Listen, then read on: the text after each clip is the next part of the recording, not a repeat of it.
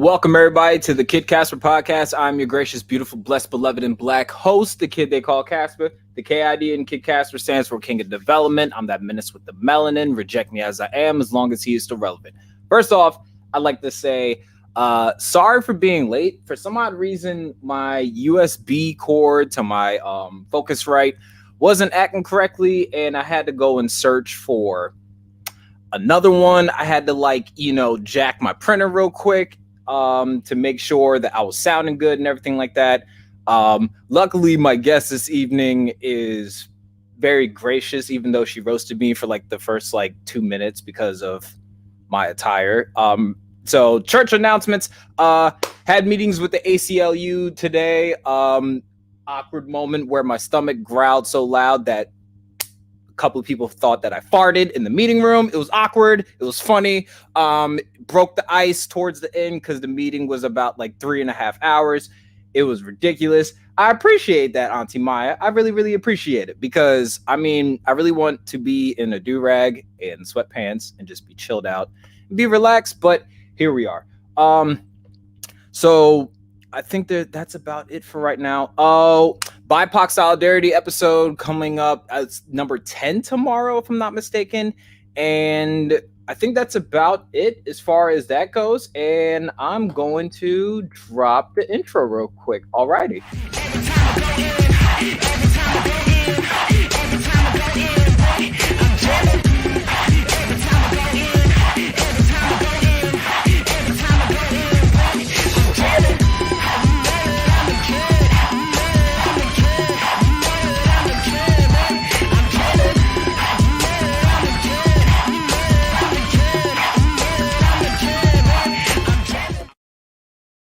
If you are new to the channel today, hello, I'm the kid they call Casper. I'm a Christian raptivist. Yes, rapper / activist. You know, I love Jesus, but I'm far from a pacifist. I'm a leader of the Interfaith Coalition in the state of Maryland.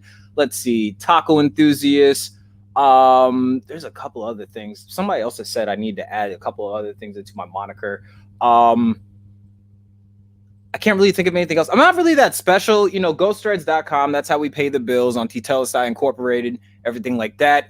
And that's about it. Also, I forgot that part of church announcements. Unapologetically Us will be returning this week. Just been some family issues, everything that everybody needed to deal with. But Tyler and Alicia are in good health. I know a couple people were hitting us up on Tetelestai, but everything's good.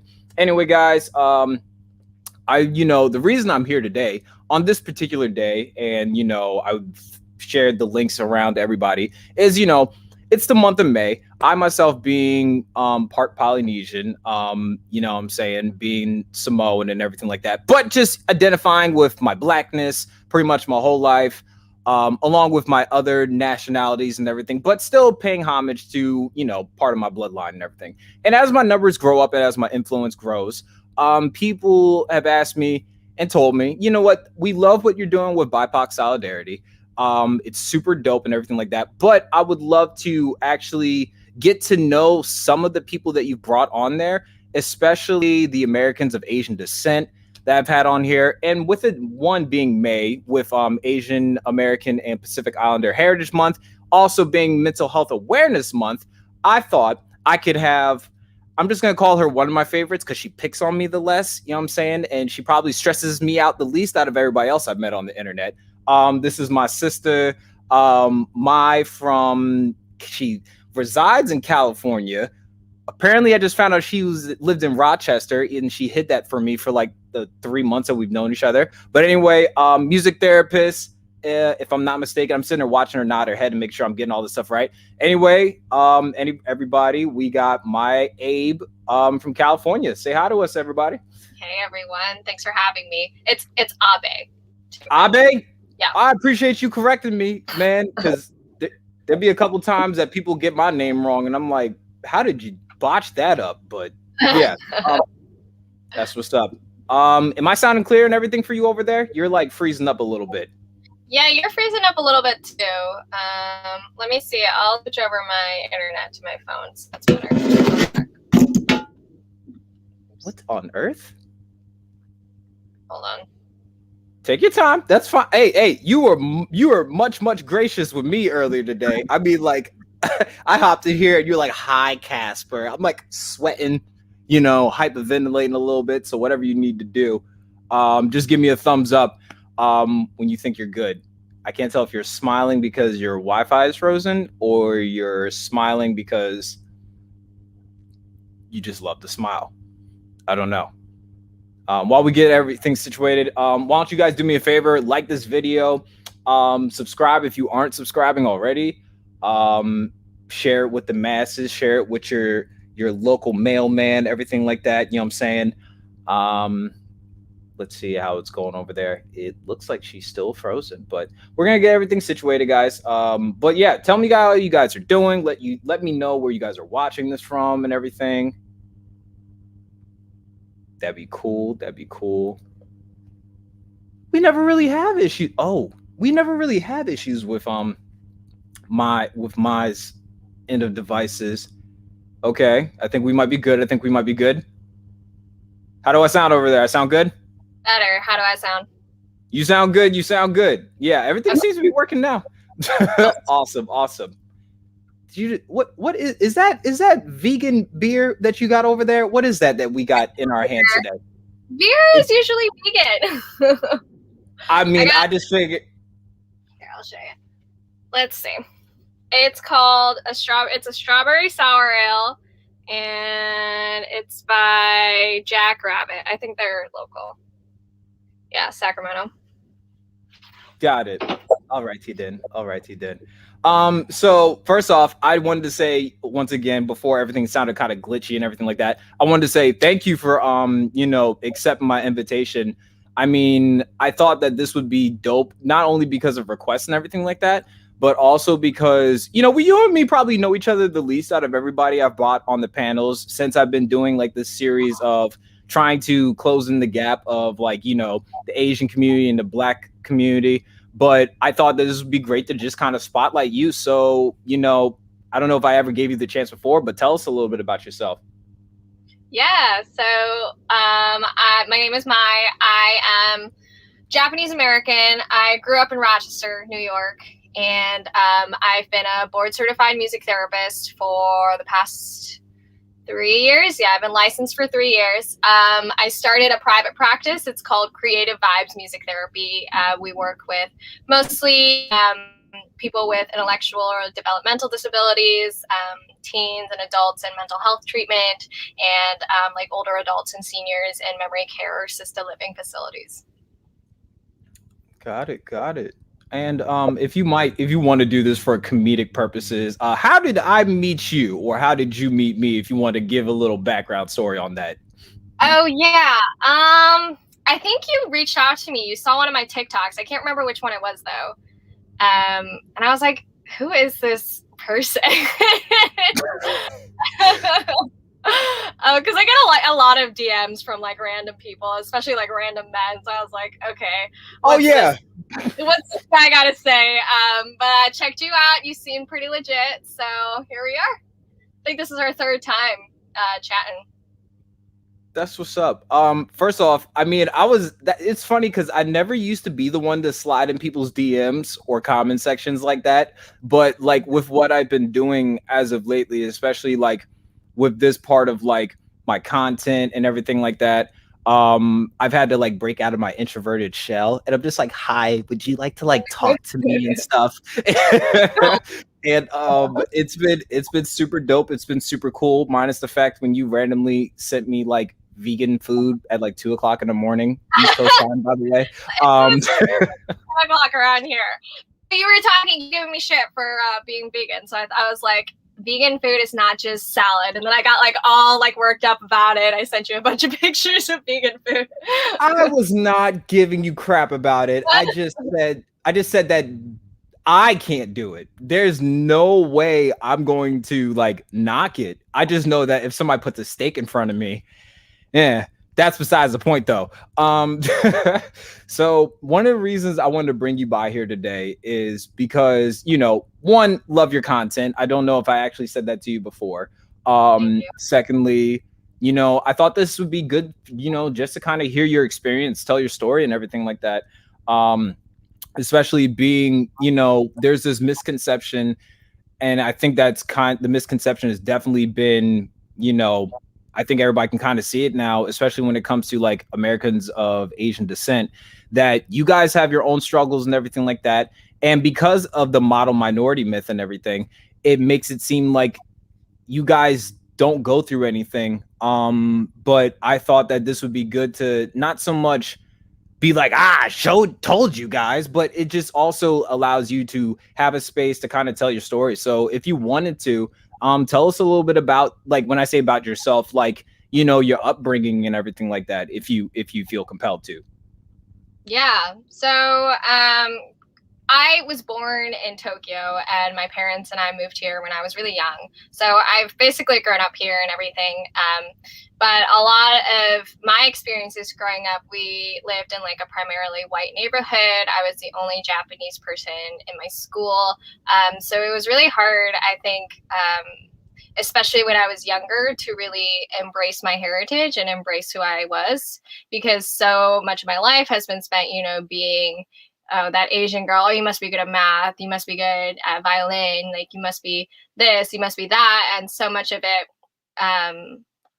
so much of myself, I feel like, has been a reaction to the stereotypes that have been placed upon me, especially when I was younger. Like, oh, okay, like Asian women, you think that Asian women are bad drivers? Well, I'm going to be a really good driver, or like Asian women are supposed to be meek and quiet. Like, no, I'm going to be super loud and I'm going to be really outspoken. You are definitely far from meek. Like, okay, so no cap. So no cap. I thought like, oh, she's like super polite. Not that, like, once again, I didn't think, like, I don't even know that to be a stereotype. And once again, it's probably because of my lack of representation in my life. But meek was not exactly the word. And then when I brought you on camera, I was just like, hey, yo, like, I love her already. Like, she's popping off. She's just sharing her thoughts. She's bold and unapologetic with it. I think I don't like to put people in a box. And I definitely feel that where it's like when you hear these stereotypes, that you want to go above and beyond to let them know you don't really know me after all. But continue, go ahead. I just wanted to. Yeah, I mean, that was definitely something that was big for me growing up, was I just didn't want to be a stereotype so badly. And even down to like, so, I'm a musician and I've played music my whole life, and even down to the instruments that I would choose to play. Like, I purposely chose an instrument that wasn't like a stereotypical Asian instrument just because of that, which is really interesting. So yeah, I mean, I guess that's just been most of my experience. I think over the past couple of years, I'm 27 now. So ever since I was like 24, 25, I've really been trying to explore my own heritage, and explore, really unpack how oppression or racism has affected me. Obviously, our experiences are different, especially within the Black and Asian communities. Even within the Asian communities, like, there's a huge differences between, Southeast Asians and South Asians experiences versus East Asian experiences. So just trying to learn more and more about that. And the more that I've learned about it, the more that I've been trying to speak about, what I've learned and my experiences. Yeah, I can kind of relate with that because, me being mixed with like 3 different shades of brown, I don't necessarily fit in any one of the boxes that, like, I would say white supremacy tries to shove us into, where I'm too Black for the Hispanic community, I'm too Hispanic for the Black community, I'm too Black and Hispanic for my Polynesian side. And I think, like, in just recent, I want to say, like, just to be honest with you, so maybe over like the last year, because these conversations came up. I mean, not so much that I thought you guys were like better off in a sense, but because I don't have the relationships, I don't have the conversations where we're talking about like the plight that Americans of Asian descent go through, I just didn't know. So, like, I've taken the time to kind of just listen to you guys and everything like that. And the closest, bear with me, the closest I know to like what it's like to be Asian and not be a stereotype is Jeremy Lin, because I'm a Knicks fan, you know what I'm saying? So like, I was just like, oh, this Asian dude that plays basketball goes through racism. But, you know, one of my favorite basketball players and everything, listening to his story, how, you know, nobody expected him to do what he does because, you know, normally, as you just said, like Asians, they normally play an instrument, they do this, that, and the third. He went to Harvard, but he went to Harvard for basketball. You know what I'm saying? So it's just kind of funny how that works out. And then I think I asked you this when you came on my podcast the first time, was I didn't even think like colorism was a thing when it came to Asians. But then again, I've also met Asians that are darker than me. So I'm like, oh, so that might, I think there's some validity to that. I don't know if you can speak to that at all. Oh yeah, absolutely. Colorism has like long-standing roots in Asian history. Like it's been there even before like white supremacy was a thing, right? What I've known, what I understand about the history of colorism is that traditionally you would want to be paler because people who were darker tended to be the ones that were working out in the fields, tended to be the ones that were less economically well off. And in order to, you know, continue to uphold the idea of beauty, white light skin was considered to be the epitome of beauty and economic wealth and, you know, being privileged. It obviously continues to uphold white supremacist values with that. I mean, I remember even my mother, like when I was younger, I would always be outside and I was a big tomboy back in the day. And my mom was like, you need to wear sunscreen. You are getting so dark. Like you need to wear sunscreen. Do you want to be beautiful, or, you know, you don't want to be dark like that? Which is like, what do you mean? Like, what's that supposed to mean? But that's like so deeply ingrained in at least in my experience in Asian culture, which is so interesting. Yeah. And then and actually I do know this. So one of my best friends, I'm not trying to be funny at all. Like, she does nails and everything like that. She's Vietnamese. And when she told me when she went back home to her home country, basically, Nam, you know what I'm saying? Back in Nam, anyway. She told me that like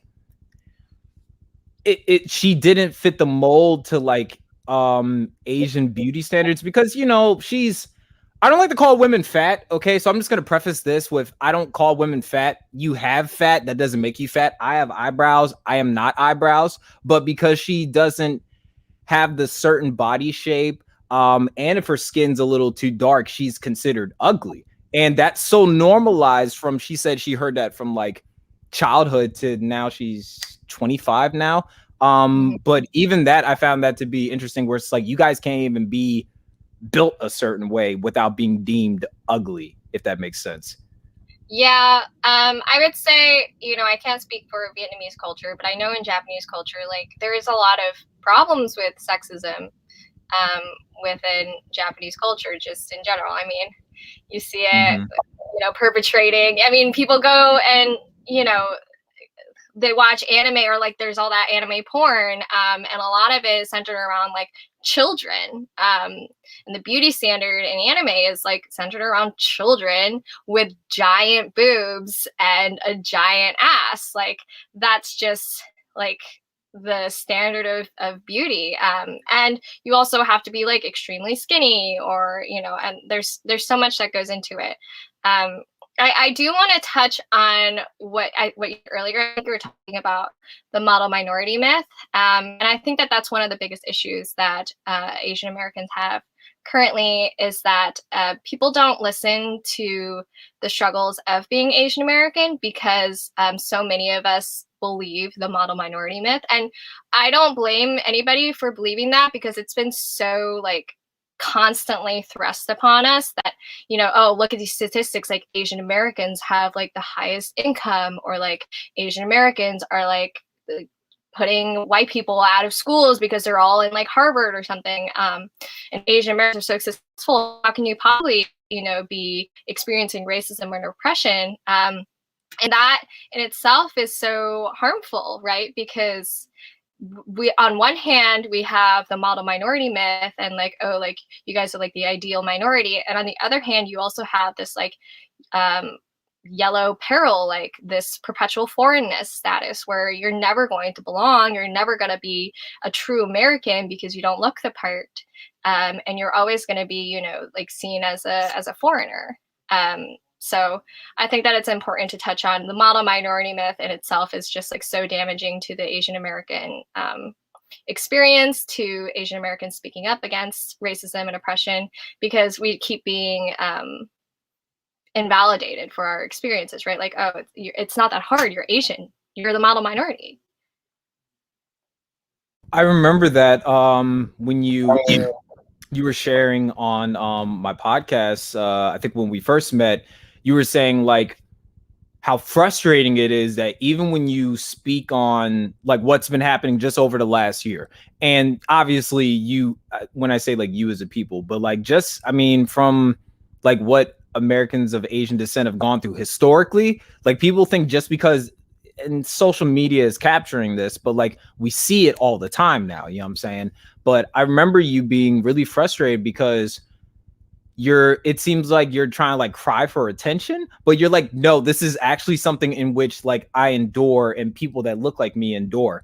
And that could be really frustrating. And a question I have for you, I guess, is just, and I freestyle all of these. I don't like write any of these down, but I guess the question I have for you, because I know like, for instance, within the Black community, there's a stigma like, oh, if you're depressed, like, what are you depressed about? You got all these things to be happy about. And I tell people because I'm asthmatic, well, I don't care that there's all this air around. Like, I still have trouble breathing. I didn't know if there's anything in which, like, within your community that reinforces that, like, mental health is just something you guys don't talk about. And does that play a part, or is that a fruit because of the model minority myth by chance? You know, I think there's a few different factors that plays into it. Like, one is that yes, Asian cultures tend to invalidate mental health, tend to invalidate the importance of mental health. And you know, it's kind of like pull yourself up by the bootstraps kind of mentality. And that's one aspect of it. I think another aspect in terms of like Asian American mental health is the lack of access to resources. A lot of Asian Americans, don't have English as their first language, and the lack of access to therapists who are culturally aware enough to understand the differences between, what a collectivist culture might understand, which is like a lot of Asian cultures, versus what an individualistic culture would understand in terms of like Western philosophy. And the differences between those two cultures are very few and far in between. And the second is that there's not a lot of therapists that can conduct therapy in a language that some Asian Americans are comfortable with. And that's kind of a really big thing. And so much of the research on Asian mental health is so focused on like, oh, like Asian cultures are this and Asian cultures are that. And like, this is why Asian Americans have like struggles with mental health. And like, yes, that's a part of it. Of course, that's a part of it. But are we really looking at the structural issues that prevent people from accessing mental health care in ways that we need and the ways that we can understand? Gotcha. I think like one of my friends put it like this. It's also like this, and this may just be like a cultural thing where it's just like there's so much asked of you guys to, like, in a way, be academically the best, to be perfect all the time. And I guess in a weird way that, like, it doesn't allow you a lot of space to have error or be human in a sense. I don't know if you could speak to that at all by chance. Yeah, I mean, I can't speak for everybody, but in my personal experiences, like, I know that my parents really believe in the model minority myth, and I'm not saying that they're bad for believing in it, but it's really like, it's one of those things where like, it seems like the only path to success for people who look like me. With that being said, like there's a lot of pressure to be like, my dad especially was always like, you need to be the best at something. If you're not the best, they are not going to choose you over somebody else if you are not clearly the best at it. And, you know, I pursued music, and my dad was like, well, you can pursue music or you can pursue medicine, because those are the only two things where they are more objective and not subjective, and not based on your appearance and not based on who you are. As if you are the best at playing an instrument, then you are the best. If you are really great at being, you know, a pediatrician, then you can get a job in doing that. But it's not the case for a lot of other fields. Gotcha. And I see you got a little, I was, I took the camera off me. I was sitting over here like being nosy. I was like, okay, that's a Yeti. That's a computer. That's a keyboard. All right. Yeah. Because I make music. I was over here. I was like, wait, she got a little bit of, I don't think I saw that last time. I was just, you know, being all up in your room and whatnot. I saw the guitar last time. I was just like, oh, I was like, okay, she got a little something going on over there. Let me find out. We'll have to talk after this. Let me find out you make beats or something, but that's besides the point. But I can see how that can be. I don't know how to describe it. I heard somebody say this like this. Being too practical doesn't leave a lot of room for imagination, I guess. So I don't know if that makes sense for you, but it may seem like, because it has to be so airtight and so practical, it's like, are you allowed to like dream? I don't know if that was ever like an issue for you or anything like that, where it seems like if it didn't fit, like in you way I think you said with your dad, if it didn't fit his standards, it didn't seem like a reality or something that you could like accomplish, I guess. Yeah, I mean, to be fair, like growing up, my dad and I like did not get along. Like we just have like very different personalities, but like also very similar in the worst ways. I remember this instance where I was like really obsessed with musical theater for a really long time, and I was like, I'm gonna be on Broadway, like I'm gonna be singing and dancing, it's gonna be amazing, and this is my dream. And my dad was like, what are you talking about? Like, look on Broadway. Do you see anybody that looks like you? Like, that's not possible. Like, you gotta be realistic. Like, you can dream, but I think I was like maybe 14 around that time. He was like, you are 14 years old. Like, you are going to college in like 3 or 4 years. Like, you can't be just dreaming like this. Like, dreams are not accessible for people who look like you. Which was like a harsh thing to say, but like also like a reality for a lot of people. A lot of minorities, like it's things like that are possible. I'm not saying that they're impossible, because of course there are people that can do that, but you are gonna have a lot more barriers to getting to that point than maybe some other people might. And then not even that, if you ever actually like make it in these spaces, like your accomplishment is going to be discount, because they're going to be like, oh, well, they just needed diversity or representation, but they don't know that while you're trying to walk into these rooms, yes, the door can open for you, but somebody's even standing in the door from stopping you to even get in these rooms. Right, exactly. Gotcha. Musical theater. So I used to play Pit back in high school. Mm-hmm. Oh, you got so excited. So I used to play Pit back in high school. One of the hardest pieces I ever did was, I think it was West Side Story, if I'm not mistaken. That, in my opinion, is like the hardest like score to do. Oh yeah, this different time signature.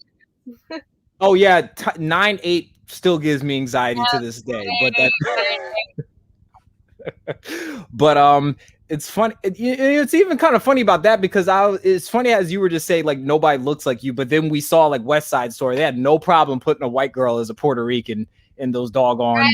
No, exactly, and like that's the case, with opera, like or even Madame Butterfly. Have you heard of that opera before? Yes. When I tell you I'm a nerd. Like, yes. We got together, but I traditionally, like, that opera it's about, you know, a Japanese geisha, and it's always been played by a white person. Like, that doesn't make it. I mean, when we see it in movies, we see it in media. I mean, like The Last Samurai. Like, I know it's supposed to be about a white guy that's samurai, but like, why are we focusing on this white guy that's a samurai, right? Or when Scarlett Johansson was cast as I forget the movie, but was cast as an Asian person. we don't. I think it was Ghost in the Shell. We don't talk about that. We don't. I never watched this. I don't know too much about it. But well, you're not really missing much. It was like when I went to go see that movie was awful, by the way. The Last Airbender. Oh my God. But it was like when I saw that and like and when I just found out that this is a slur, but all the people that were typically supposed to be Native Americans were all white.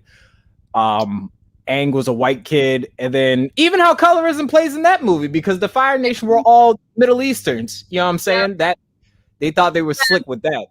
No, it's so interesting too, because like, this is like the issue with like Asian American like civil rights movements, is that, like, so a little bit of background. So Asian American, the term was coined in the 60s. It was actually inspired by the Black Power movement, and Asian American was meant to unite people of Asian descent in our struggles, in the oppression and the racism that we face.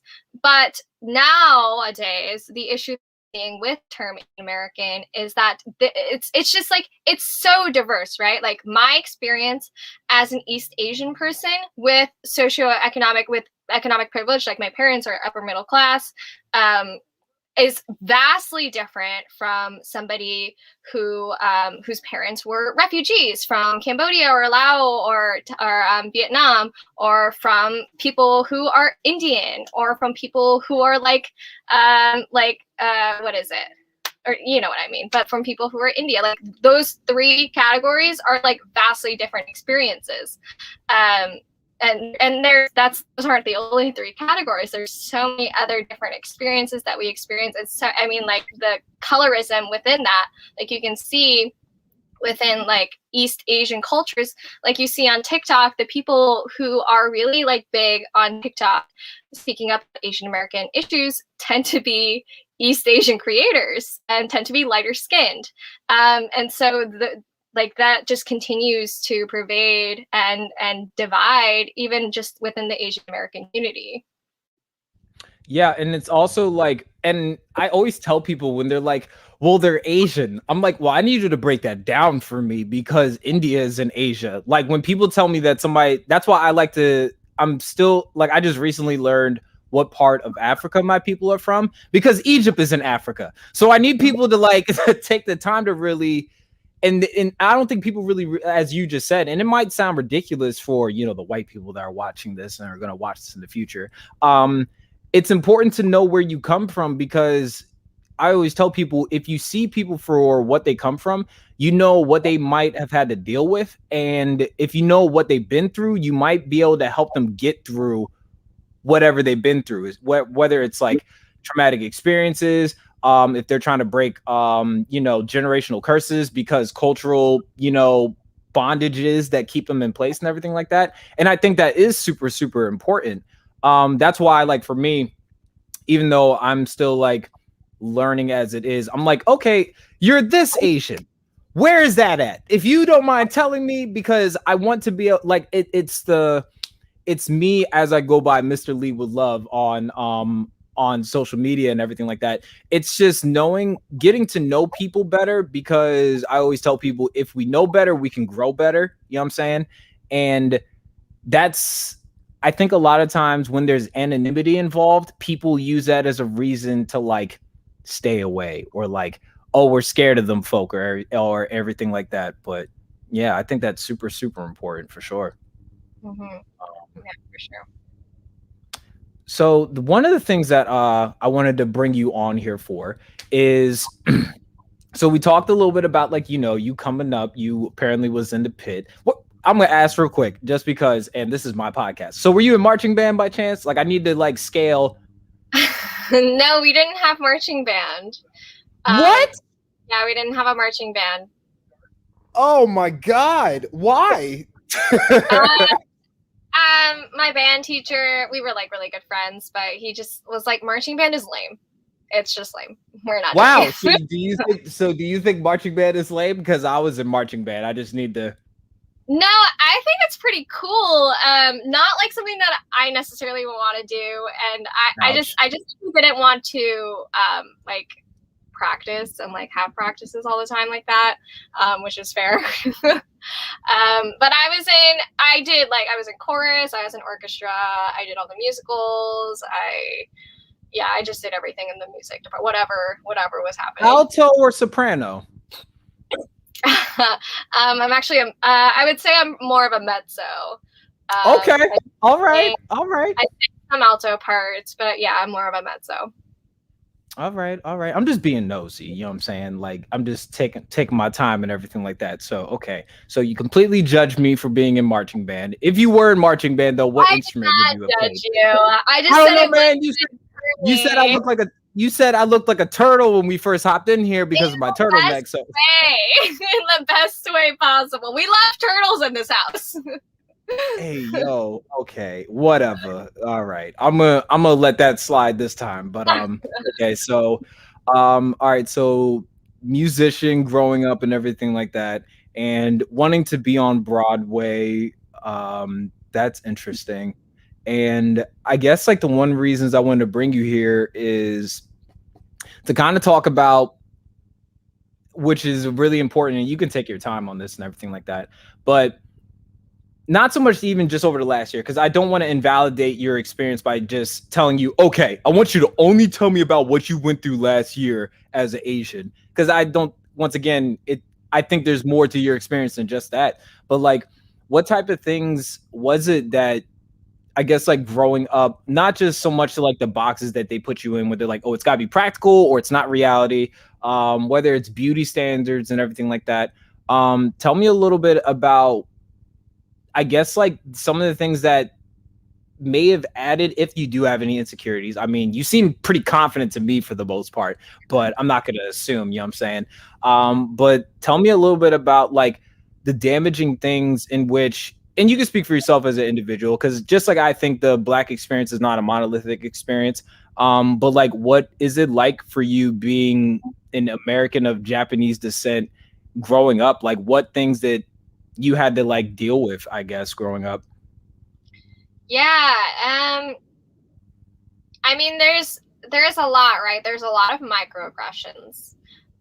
Just people, again, like people assuming that they know me or assuming that they know what type of person I am just based on my looks. And then I remember, like, this is one of the big things for me growing up, was like, I was just like so weirdly proud of like surprising people, because I was like, oh, I'm not like the other girls, you know. And that's just so interesting, because like that's again like part of, you know, internalized racism, right? Is that you are so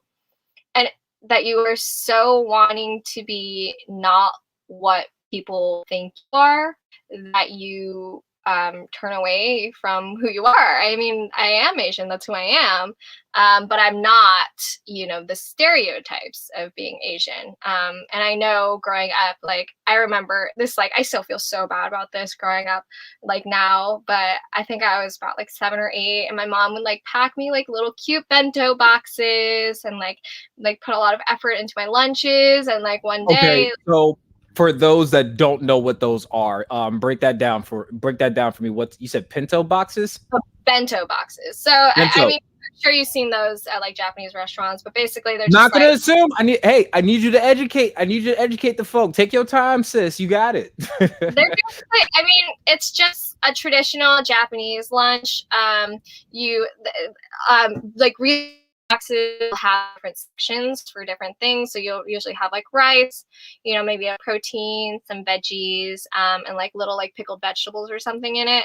And my mom would pack those for me for school. And I remember one day I came home and the kids at school like made fun of me. They're like, your food smells weird. Like, what is up with that? You can't sit with us. I cried and I went home to my mom and I was like, you can only pack me sandwiches now. I'm not going to eat anything that you're packing me unless it's a sandwich. And it's just like, those are like, just like really common experiences of a lot of Asian Americans too. Another example, you know, just like people saying like ching chong to me or especially like as I grew older, and I started like going out and like meeting people and like going to bars, like just like a lot of like fetishization, a lot of, like, oh, you're Japanese, konnichiwa, like, oh, stop, please, like, stop. You know, why do people, never mind, keep going. I'll try to not make faces over here. And and then there's like the thing of like growing up in a primarily white neighborhood where like the beauty standard and like the people who are popular are of course going to be white because it's a white neighborhood. And then just internalizing that, right? Like internalizing, oh, it's because I'm different. It's because I'm not beautiful. It's because like I'm not who I am, or like I'm not good enough. And I think it's hard. I don't say like it's like really hard, but like it's definitely hard growing up in that kind of environment as a minority, because so much of what you're exposed to is like a westernized view. It's like a very white-centric view, Eurocentric view. So when you are left out of that conversation, like especially like when you were young, like what are you supposed to think? Like I didn't have the kind of self-awareness when I was like 7 or 8 to be like, okay, so this is just like whiteness at its prime. Like this is not about me. When you're that age, you're going to internalize that. You're going to be like, okay, so it's because I'm not pretty. It's because I'm Asian, and so that must mean that I'm bad. So there's a lot of that for me personally growing up that I had to really, you know, unpack and revisit and rethink because of this Eurocentric view that was pushed upon me. And I don't know if you can kind of relate to this. So like for me, growing up in my blackness, I'm not conventional. I'm just like you. I have a bar in my album that says, you know, don't put me in a box unless you fit me for a casket. Just because when I was younger, I used to hate, oh, you talk too white. You talk too white, or you're not black enough over here. This is that and the third. And for me, I got to a point where I started like denouncing my blackness. For me, it was easier than. And I would just assimilate to like any other things I was mixed with, any other shade of brown other than my blackness. A lot of that caused a lot of self-hatred for me until like my early 20s and everything like that. And so there was something that like my grandma told me growing up. She was talking to me about a barrel of laughs. I don't know if you know what a barrel of laughs are by chance. Yes, no? Yes. Okay, well, let me educate you a little bit. You know, you could make a series out of this if you wanted to make a TikTok out of this. But so barrel of laughs is something that they used to have on the plantation, and they even after slavery they would have it scattered around town because they didn't like black people to express themselves, express emotion and stuff like that. It would make white people uncomfortable. You know what I'm saying? You know, white fragility threatens black stability. I say that all the time. But yeah. But you know, so black people used to literally on the plantation, and then after slavery, they literally used to have to shove their head in a barrel, and they sometimes did not have water in it. So you would literally have to like shove your head in a barrel so you could literally laugh. If you were on a plantation and you were like, you know, if you were too loud in the hut, I don't know what the hell to call them things where they held Negroes. I don't know. But so then like, as time goes on, you know, once again, like we're in town, We're not allowed to laugh around white folk. It makes them nervous. We're not allowed to cry around white folk. It makes them nervous. So we literally would have to shove our heads in a barrel. Then you could take that into like code switching. You assimilate to white supremacy in a sense, and you start like denouncing yourself. Like for me, I didn't break out of that until like my early 20s. Yeah. I don't know if you, and I'm asking that because like, did you ever feel like maybe these things would be easier? Did you have any identity issues as a Japanese American, feeling like, okay, maybe if I just stop being Asian, you know what I'm saying? Or stop acting like this, stop doing things traditionally, I won't feel this way about myself. Yes, 100%. And actually, you brought up a few interesting points that I want to highlight right now. Is like, one is assimilation to whiteness. And assimilation to whiteness for minorities is partially a coping strategy. It's a way of maintaining safety, especially if you grow up in a majority white neighborhood. Like, you have to assimilate. You have to, you know, I guess appeal to whiteness in a sense, because otherwise it's not safe. And then going along with that, then you have the issues of like, oh, you're not Asian enough, you're whitewashed, or oh, you're too Asian, you're not white. And then the problems with like, well, okay, like what am I? Like, what do you mean? Like, I'm obviously Asian. Like, what do you mean I'm too whitewashed? And I get comments that and those are the most frustrating comments that come from my own community, that are like, you can't speak on your issues, like you're dating a white man. Like, you can't speak on these, you grew up in a white neighborhood. Like, yeah, of course. We'll talk. I'll have an interesting nugget about that now that you said that, but we'll talk about that later. Not saying don't talk about your white boyfriend, but continue. But like, it's like, okay, like, one, assimilation to whiteness is a coping tactic. Two, I am speaking about Asian issues. Like, clearly I am self-aware enough to understand if I am playing into white supremacy in a harmful way. And this is like a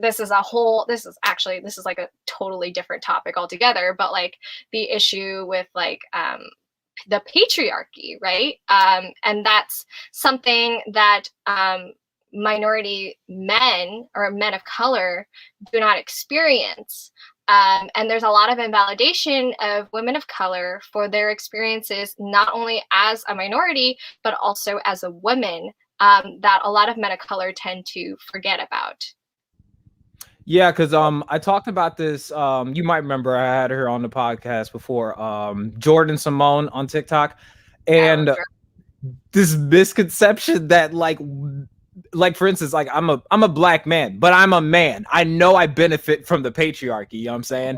And a lot of people think like, well, I'll speak, like I said, I'll speak from conversations I had, but there's this misconception that, like, for instance, that, oh, we don't benefit from the patriarchy, that's only for white men. It's like, you do realize that black men got rights before white women did, right? Like that, right, that's exactly. A thing. But exactly. And also this is your experience. This is like you're in my therapy session. So whatever you technically want to talk about in how it ties into your experience, you're welcome to it. Don't worry about it being off topic, because I do randomness on here all the time, as you've noticed, but yeah, you're good with your vegan beer. Go ahead with your vegan beer. Beer is vegan. I'm just talking. Do you understand that you texted me at like you messaged me at 2:00 in the morning, and I was like, what is this? Like, what the hell is this? Like, I put together a whole album for you. Appreciate that. Hey, yo, I was like, shorty, and I'm like, it's 3:00 in my time. No, it was late. I was like, come on now. It was like midnight my time. It was late. Yeah, selfish. But anyway, I forgot what we was talking. See what I'm saying? Randomness, vegan beer, it happens. men of color who benefit from the patriarchy, who invalidate women of color for their experiences.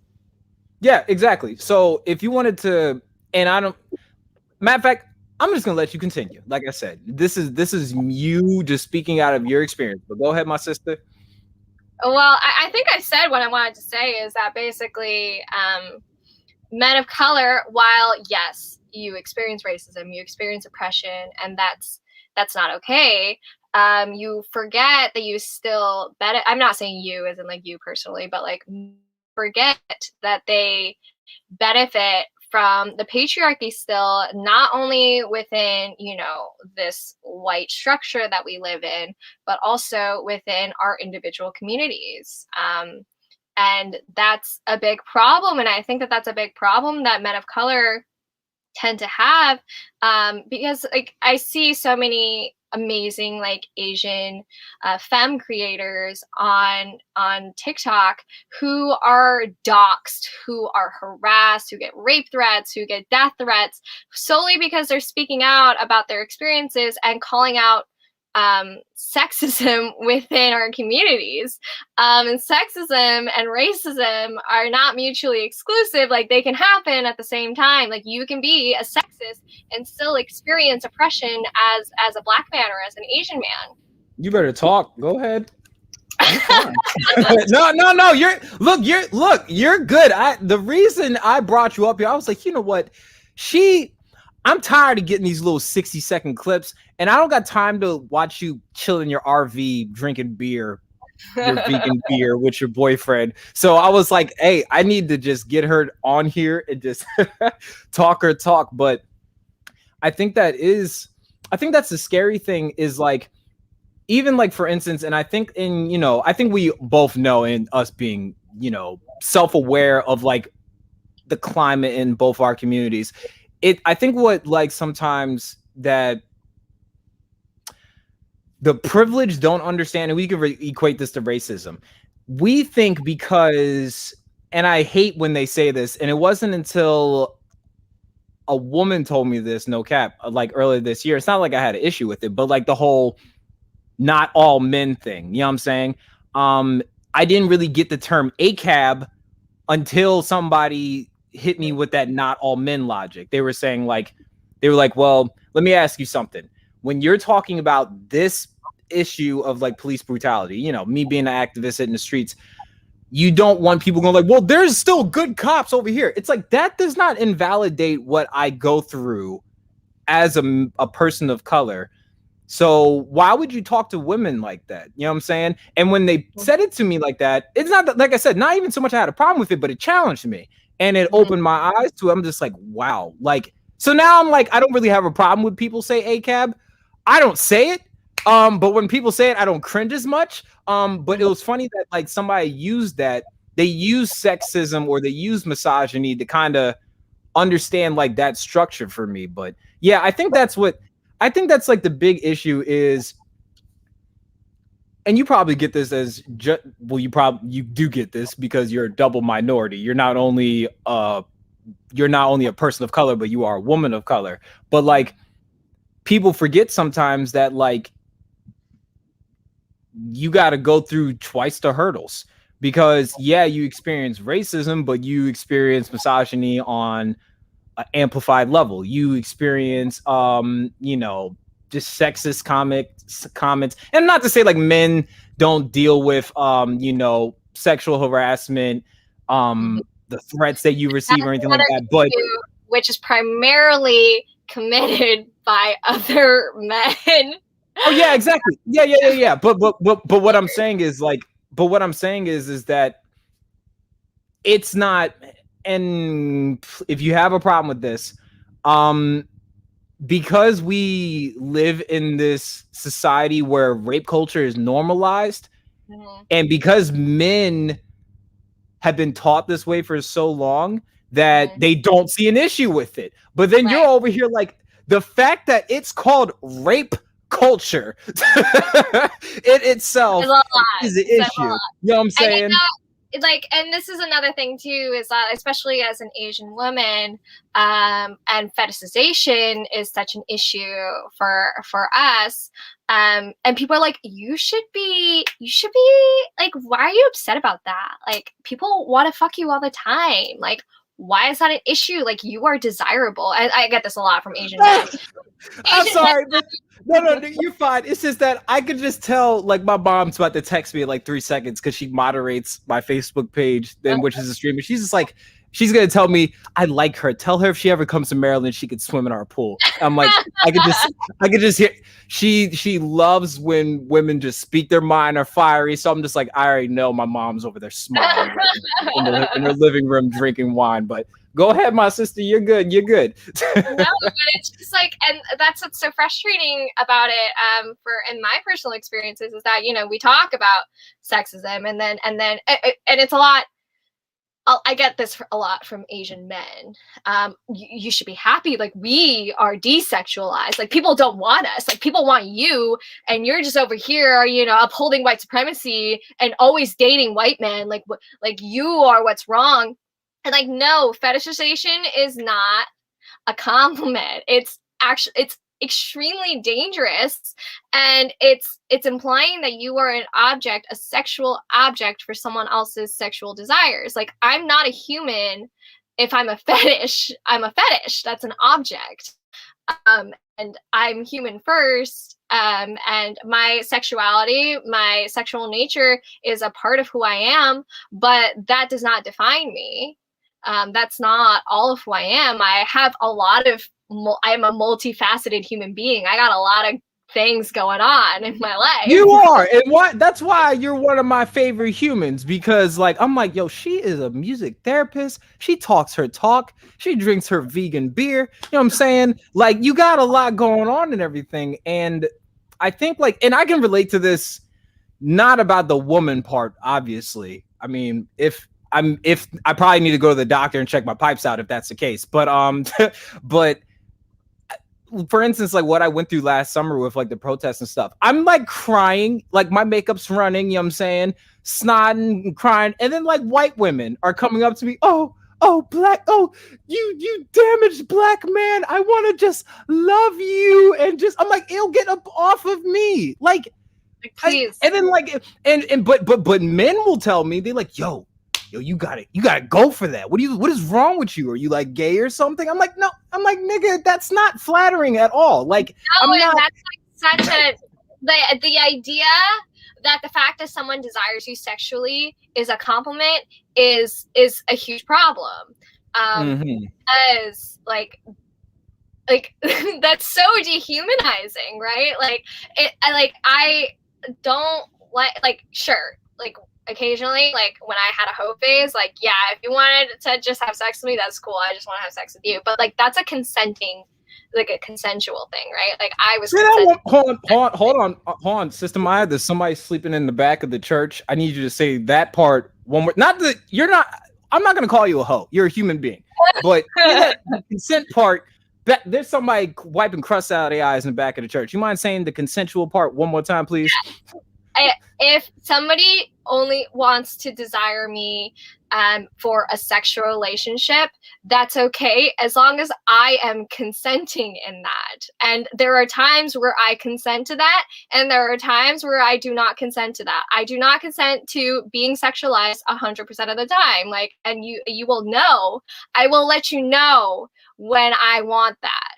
But that is not the case the majority of the time that people come up to me.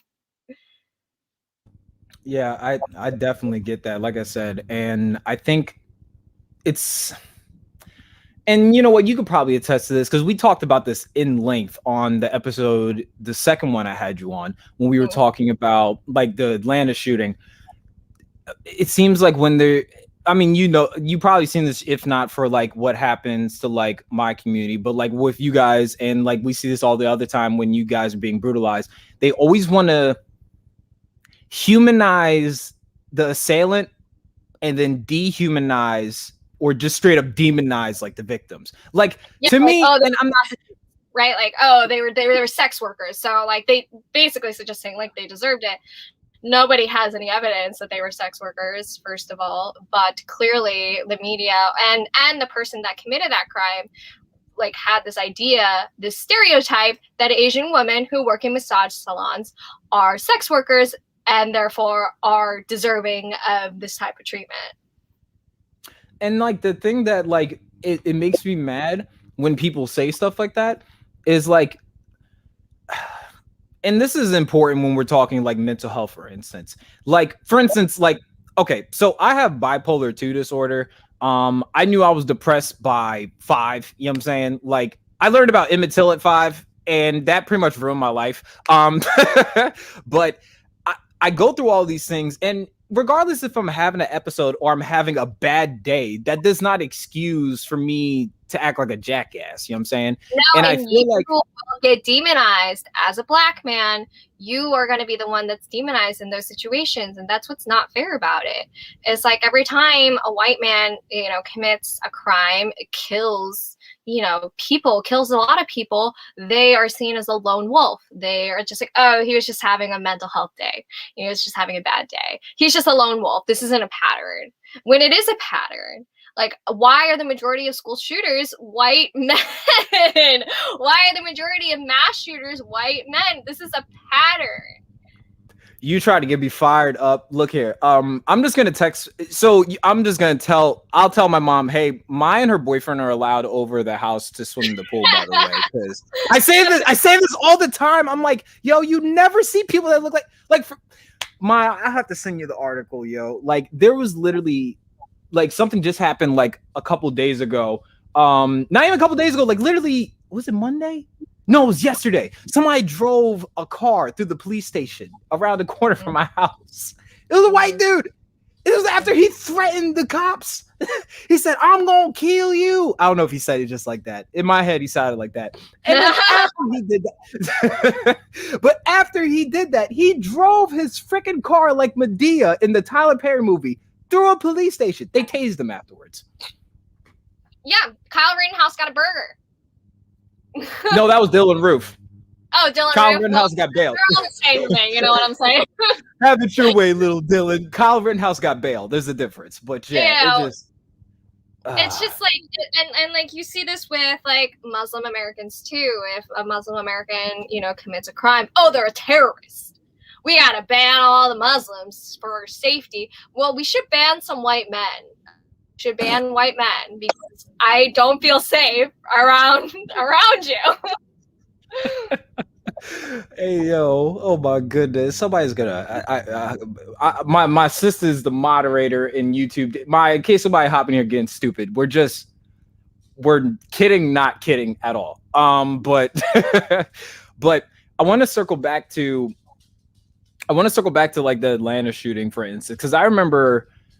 If I remember correctly, this happened on a Tuesday night, and I think I messaged you, though you're all the way across the country, you know what I'm saying? I've noticed that like I do this wellness check every once in a while. Like I do a wellness check, especially if something crazy happens. Like for instance, actually we'll talk about that later, but like every time something happens and it impacts a certain community, I just want to do a wellness check and everything. And I remember, I think it was like I felt so bad. I was like, wait, I don't want to be weird, but I'm like, wait a minute. She hit me up at 3:00 in the morning about vegan food. I'm going to ask her how she's doing. You know what I'm saying? But I remember like when that happened, and then I was like, I feel like we need to talk about this. You know what I'm saying? And I think like the issue is going back to like the whole humanizing the assailant, but demonizing the victims. And I don't believe in stereotypes. And I'm just saying, well, I'll play devil's advocate for 2.5 seconds. Even if those women were doing something, that doesn't mean they deserve to die. You know what I'm saying? Like, even if they were sex workers, right?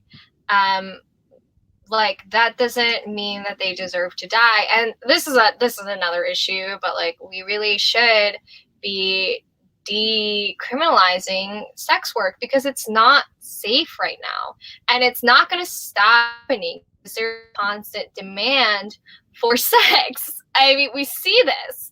We see this in media. We see this in social media. Like, sex is a commodity. Sex sells. And sex work is not going to stop just because you criminalize it. It's only going to hurt the sex workers and not the people who are engaging in sex work. I mean, I'm celibate, so I don't really have a dog in this fight, to be honest with you. But I just think in a lot of ways, and I always tell people, and I think you remember this saying, and this got me grilled, but just know I ride for my ladies. I always tell people we don't have a right to tell a woman what to do with her body. Sexuality, I don't know, if they wanted to get a piercing on like their upper lip or some craziness, whatever they want to do, that's up to you. What you eat don't make me poop, you know what I'm saying?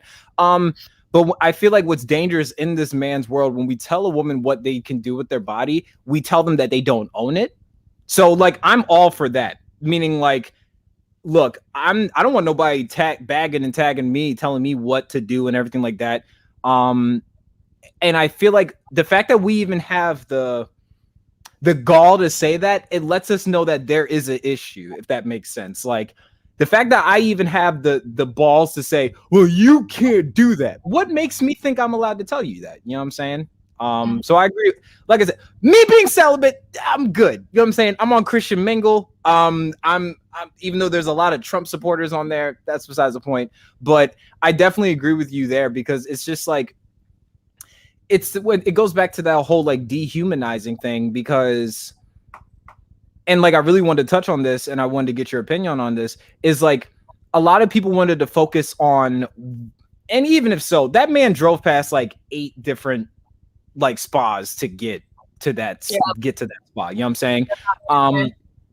So they were targeted, you know what I mean? And I think it was like 2 weeks ago, I think it's the district attorney, they just upped it to a hate crime. They're seeking the death penalty. I don't know if you knew that by chance, but no, I didn't know that, but that's good. You said that's good. But I guess like, because we don't really talk much, and this is, you're just kind of picking your brain a little bit, how did that specific like case impact you personally as a woman of Asian descent, Japanese descent?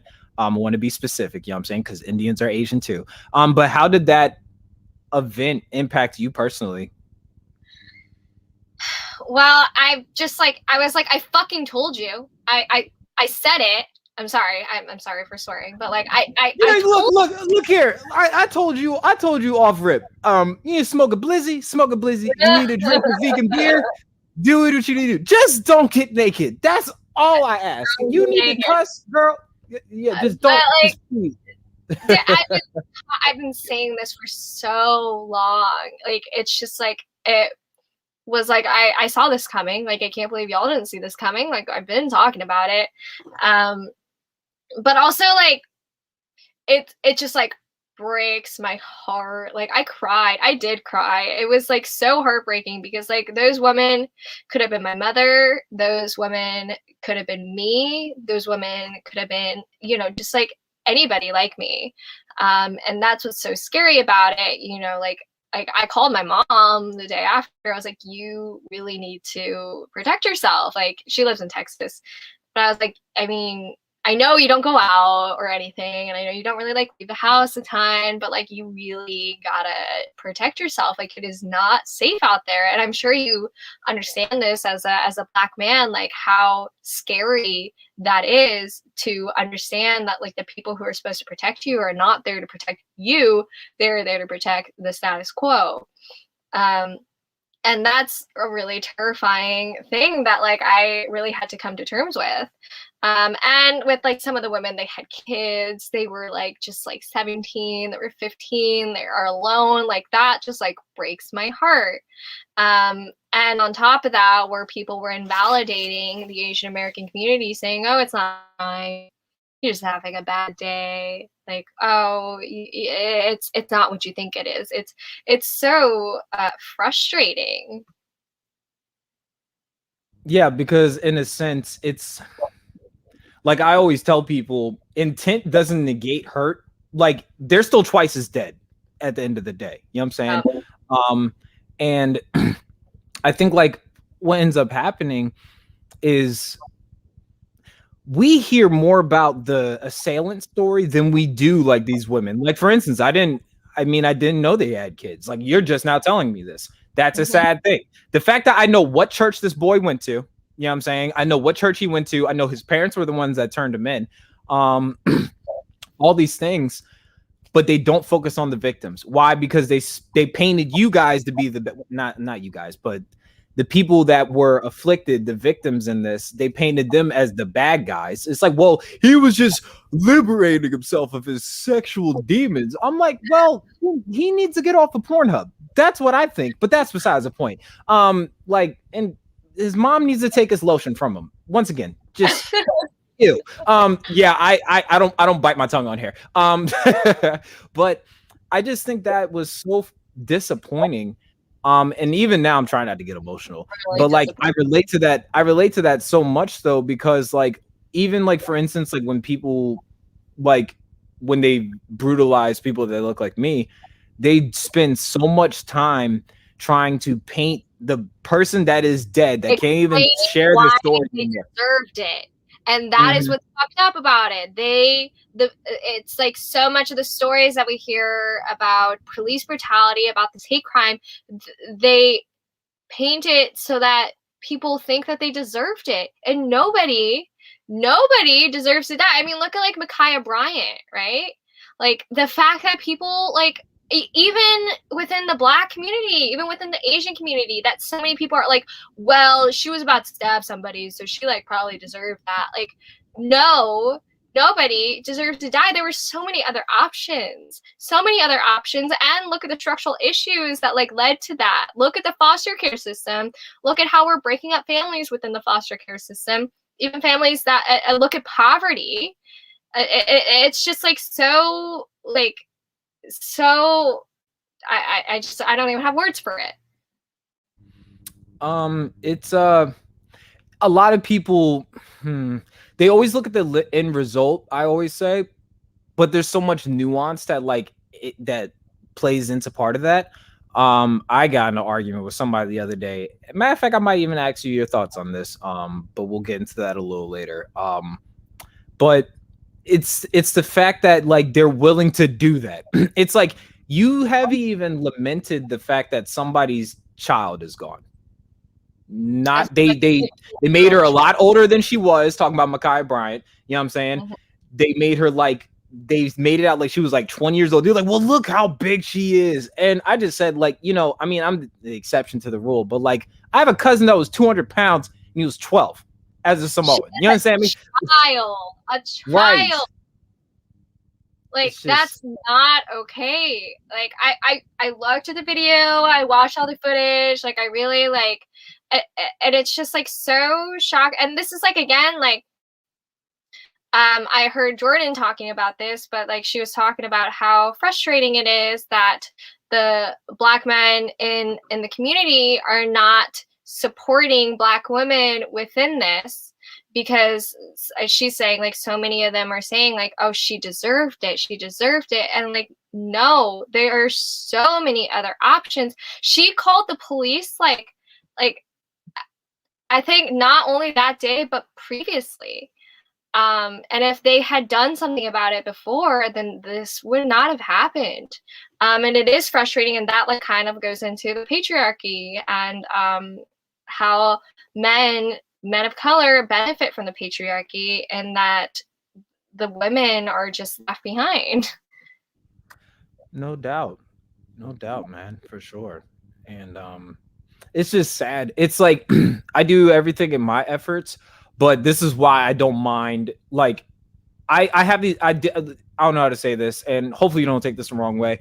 I have a lot of these conversations off camera because I don't want it to seem performance based, but I got no problem checking somebody if they tripping. You know what I'm saying? If you are a cis dude or trans dude, I'm gonna tell you like this ain't cool.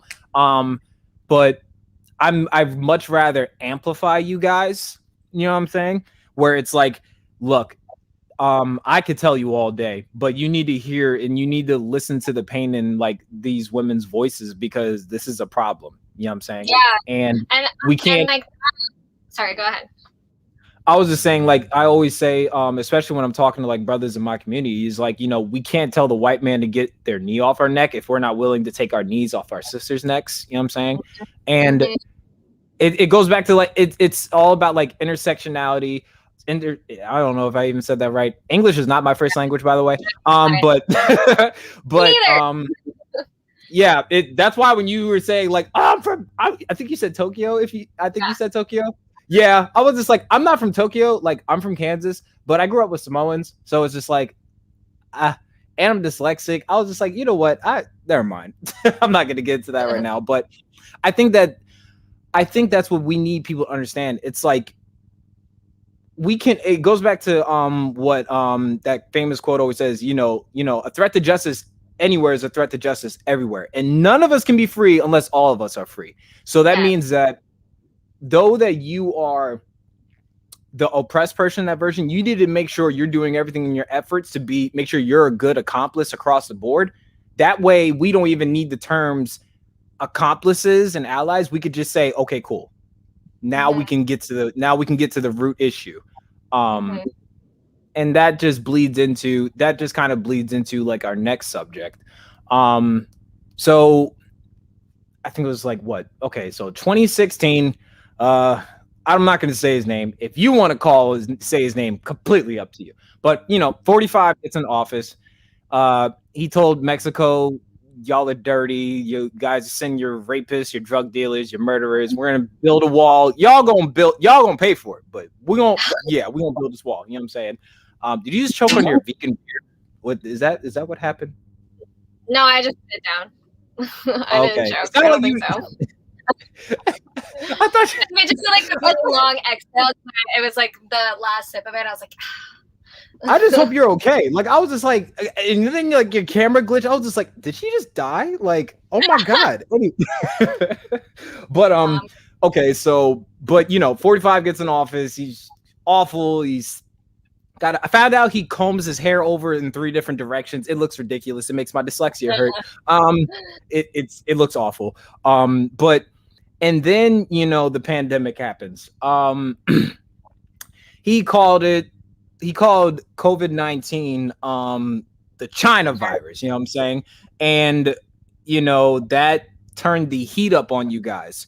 And I'm gonna keep it a buck with you. And I always tell people it's the same argument I had with somebody about like what's happening in Palestine, for instance. It's like y'all want me to address fires across the water when there's fires in my own camp.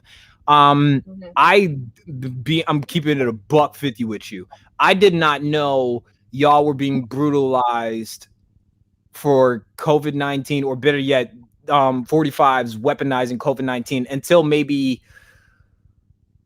I think it was like July of last year. But the pandemic was here since COVID was here since like late in December or so.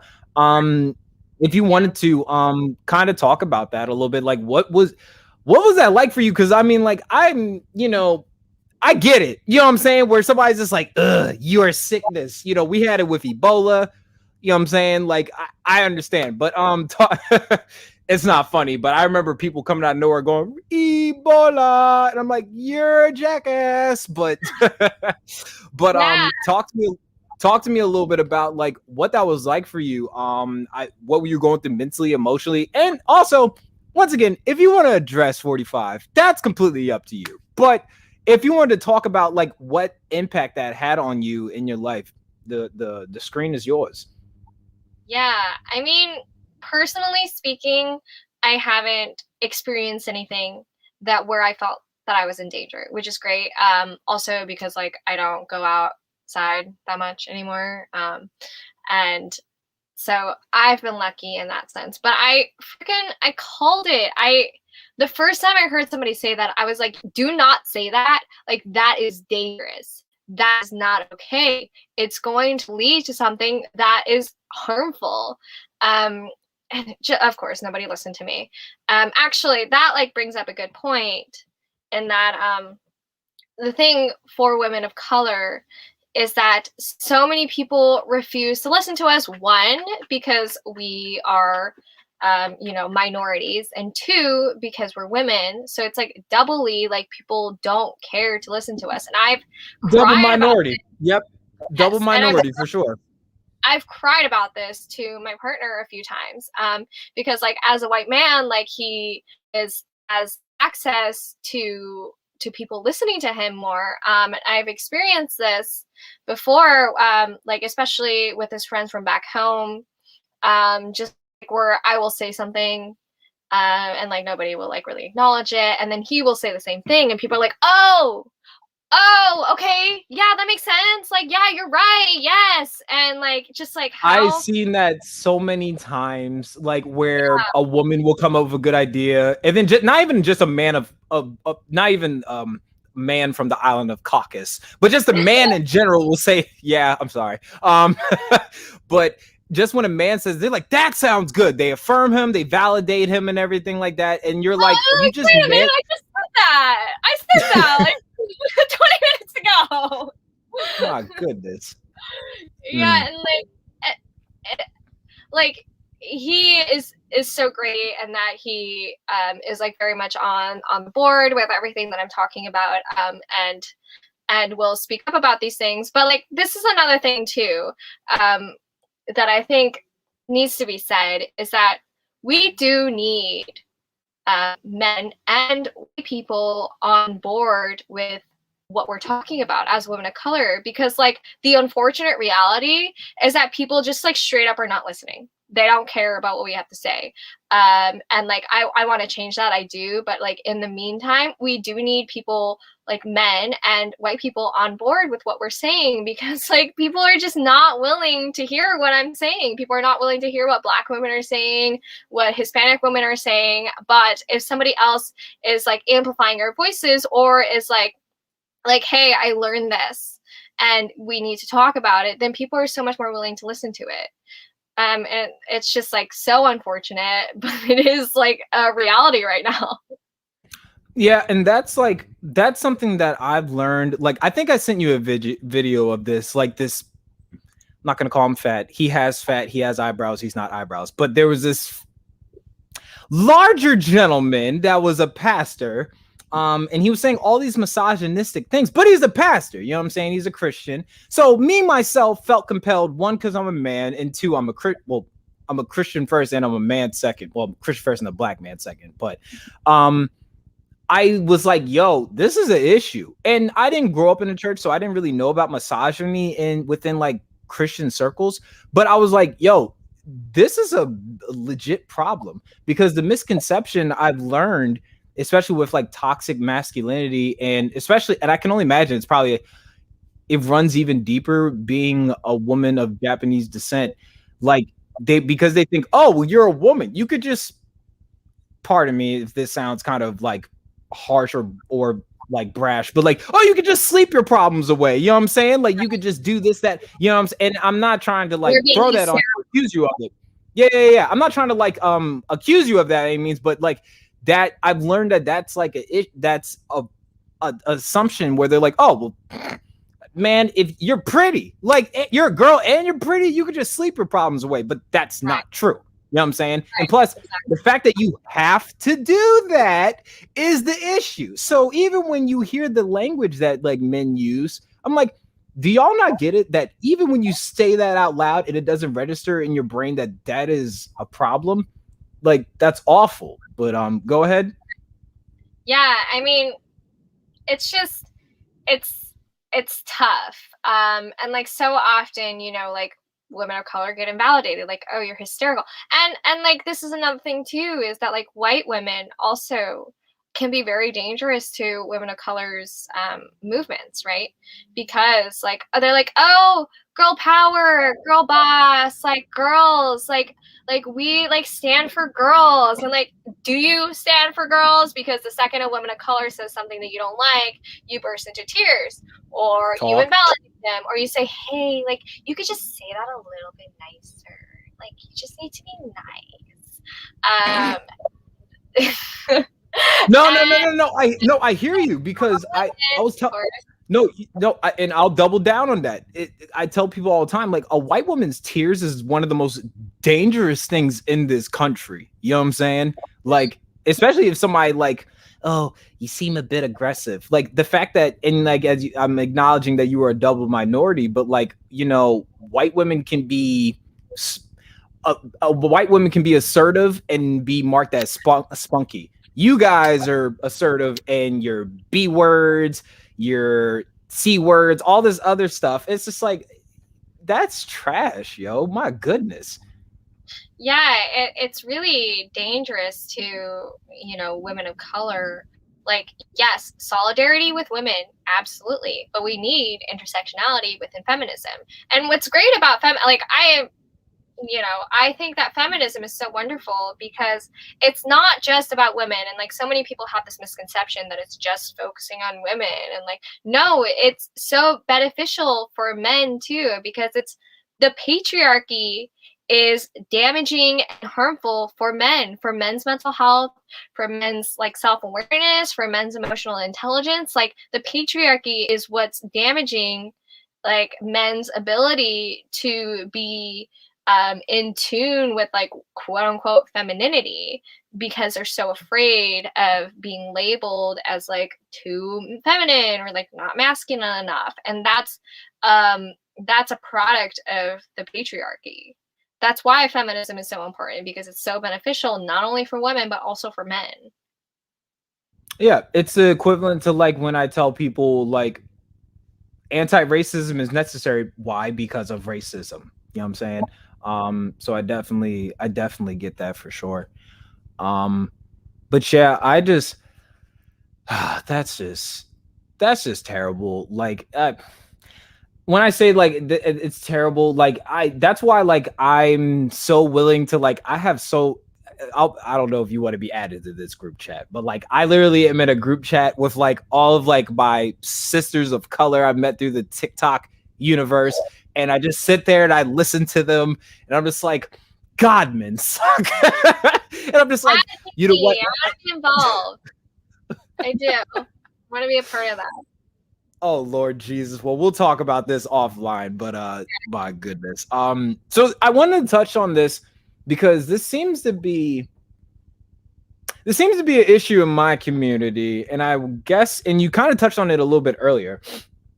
What she said, don't scare her from the group chat. Nah, the group chat is lit. It's just y'all were up till 3:00 in the morning terrorizing people. Like I want to be in it. I ain't scared. Oh my! It's not about being scared. It's just the fact that like I'm like, how you guys doing? They're gonna effing die. I'm like, what happened? I just went to go poop. What happened? But oh my God. But this is something. And yeah, Tyler, I was late getting home. I had an anxiety attack. My had to like calm me down. It was bad. That's besides the point. Only when they deserve it. We're not going to talk about this right now. But one of the things I wanted to ask you about, because I've noticed this in my own community, and you kind of touched on it a little bit earlier. So I don't believe this. I don't like to define blackness for other people. Does that make sense? So when I say that, my blackness don't gotta look like your blackness. You know what I'm saying? But there's been like this weird thing, and you don't speak on this because I don't want my people to come for you. Let's not do that. And if y'all come for my sister, well then this cross is coming off. But you said that so the issue that I've noticed lately on TikTok is there seems to be like people policing other people's blackness, in which I ain't hating, y'all just be quiet. But I've noticed that like there seems to be like this like uptick of people like policing people's blackness, mainly because if you are black and you date outside your race, you're not considered pro-black. Mm-hmm. You know what I'm saying? And I don't know if you guys have a coin necessarily, and I just found out I still don't know why they call you guys yellow, so I'm not going to address you as yellow. But it just sounds stupid, because as I see you right now, like I'm pretty sure if you got tan, you got darker than me. I don't know. But I don't know if you guys have a coin for like pro-Asian or pro-API or something like that. Only because I identify in blackness. I never really just owned my Polynesian side. But what is that like? How do you feel about that? As far as like, because you said like your partner is white, for instance. Has anybody tried to invalidate your cause? And maybe you could speak to that, invalidate your cause because you are dating a white man. I don't know if you wanted to talk about that a little bit. This is like actually a really interesting thing that plays into the patriarchy, right? And so a little background. Asian men have been traditionally seen as like asexual and like not sexual beings, which is not fair. Because back in the day, there were a lot of because there was dang, I'm forgetting the name of the act right now, but there was an act, a law that was put into place that prevented Asian women from immigrating to this country because they were seen as prostitutes. And so because of that, a lot of Asian men started dating white women because like, what else are they? Who else are they going to date?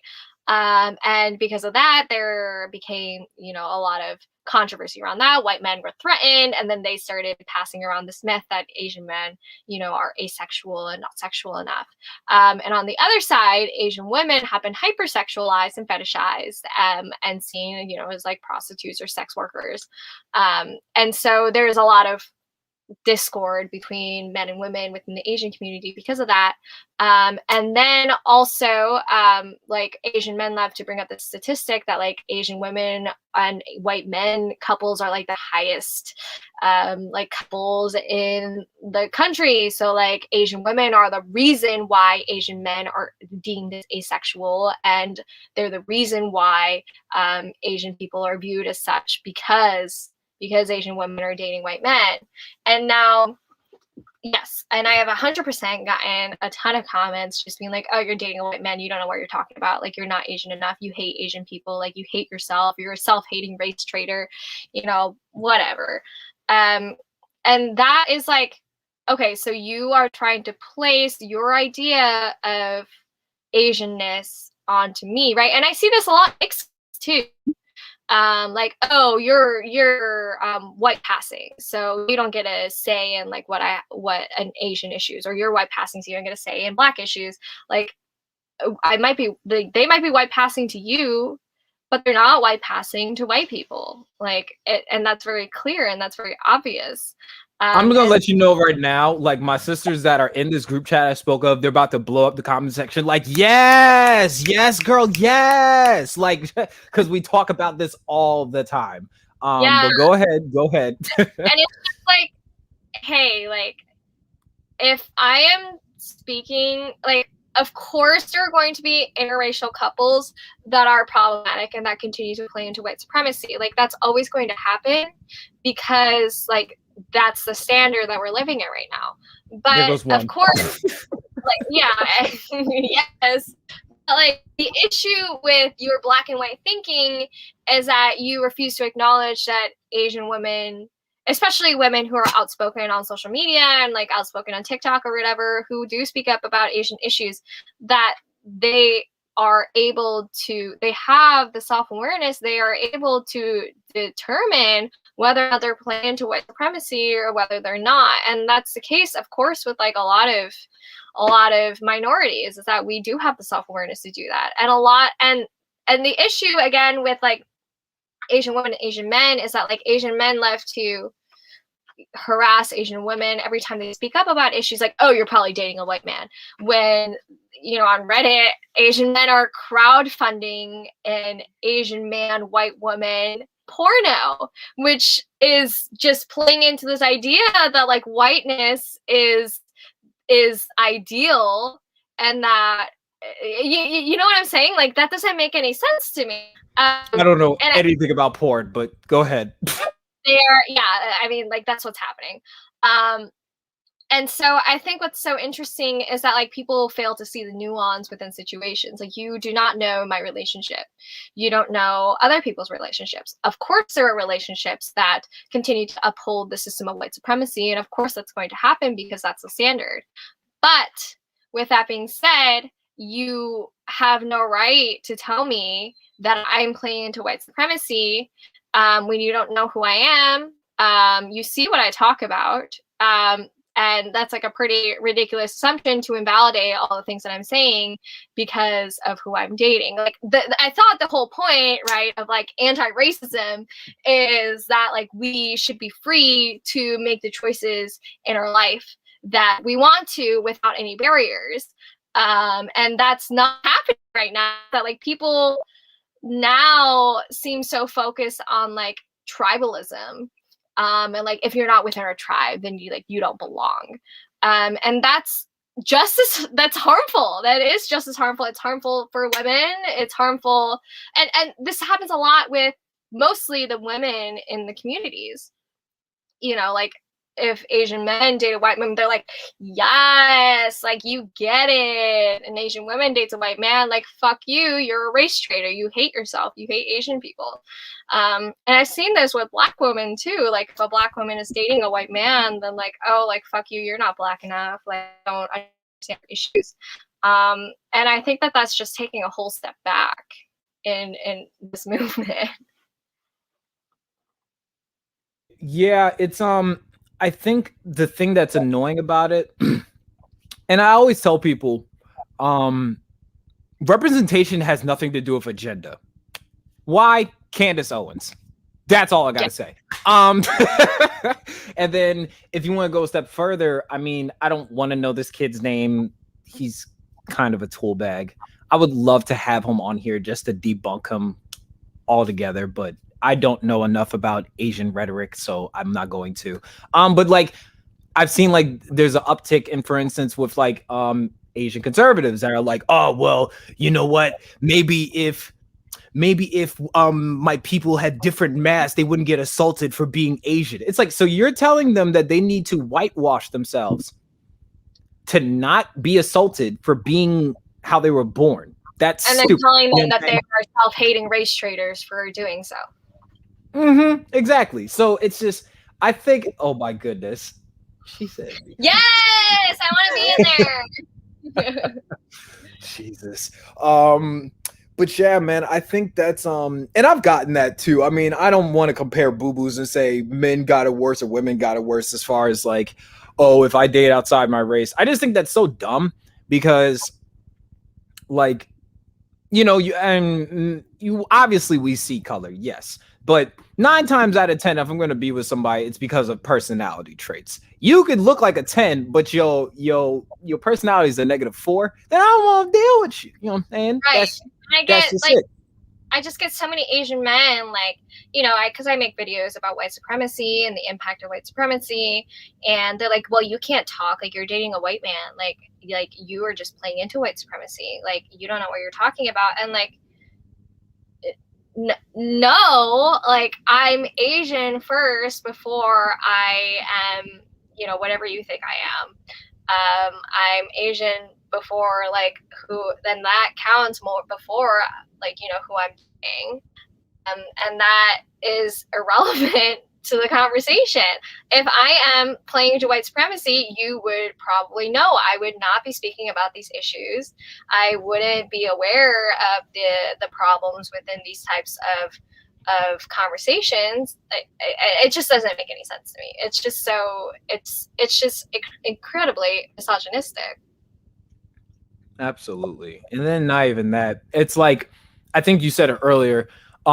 They also need to not diminish you to a point to think that you would not know if your boy was tripping. Like if he came home with the KKK hood and a Confederate flag, like I think you'd be like, hey, honey, F you doing? What is that doing here? You know what I'm saying? I think that they need to trust that you know what you're going to let into your life. I'm not going to talk about your body, but like I think that they need to have that much trust in you, or better yet, that's speaking more out of their insecurities.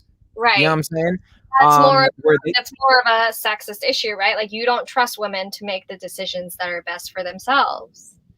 And you don't trust that, so you project your own like beliefs about my relationship onto me, which is, you know, inaccurate. That's not fair.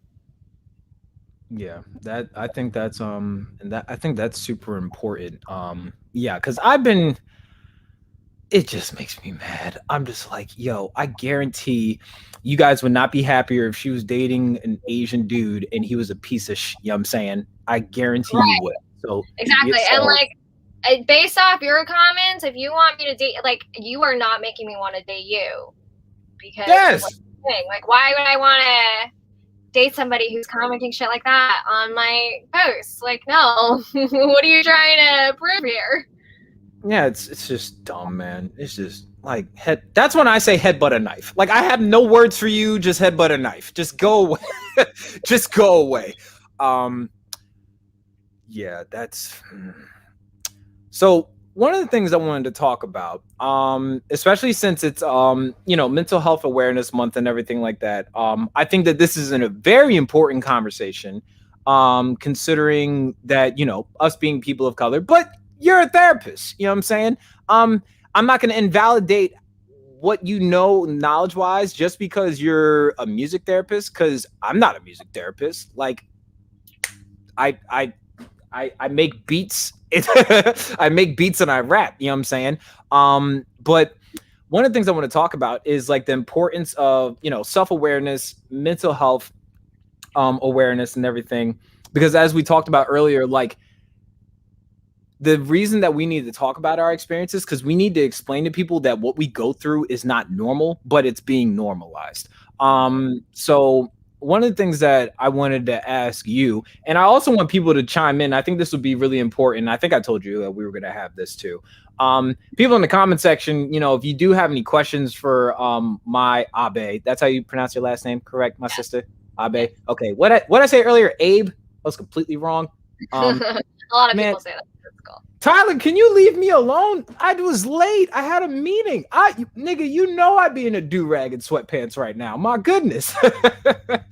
Is your vape juice vegan too? I gotta. Is it? I think so. I think it's made out of. You think so? We need to talk about though. We need to talk about it. I've been trying to quit. Oh no, I'm not judging, girl. Shoot, what you mean?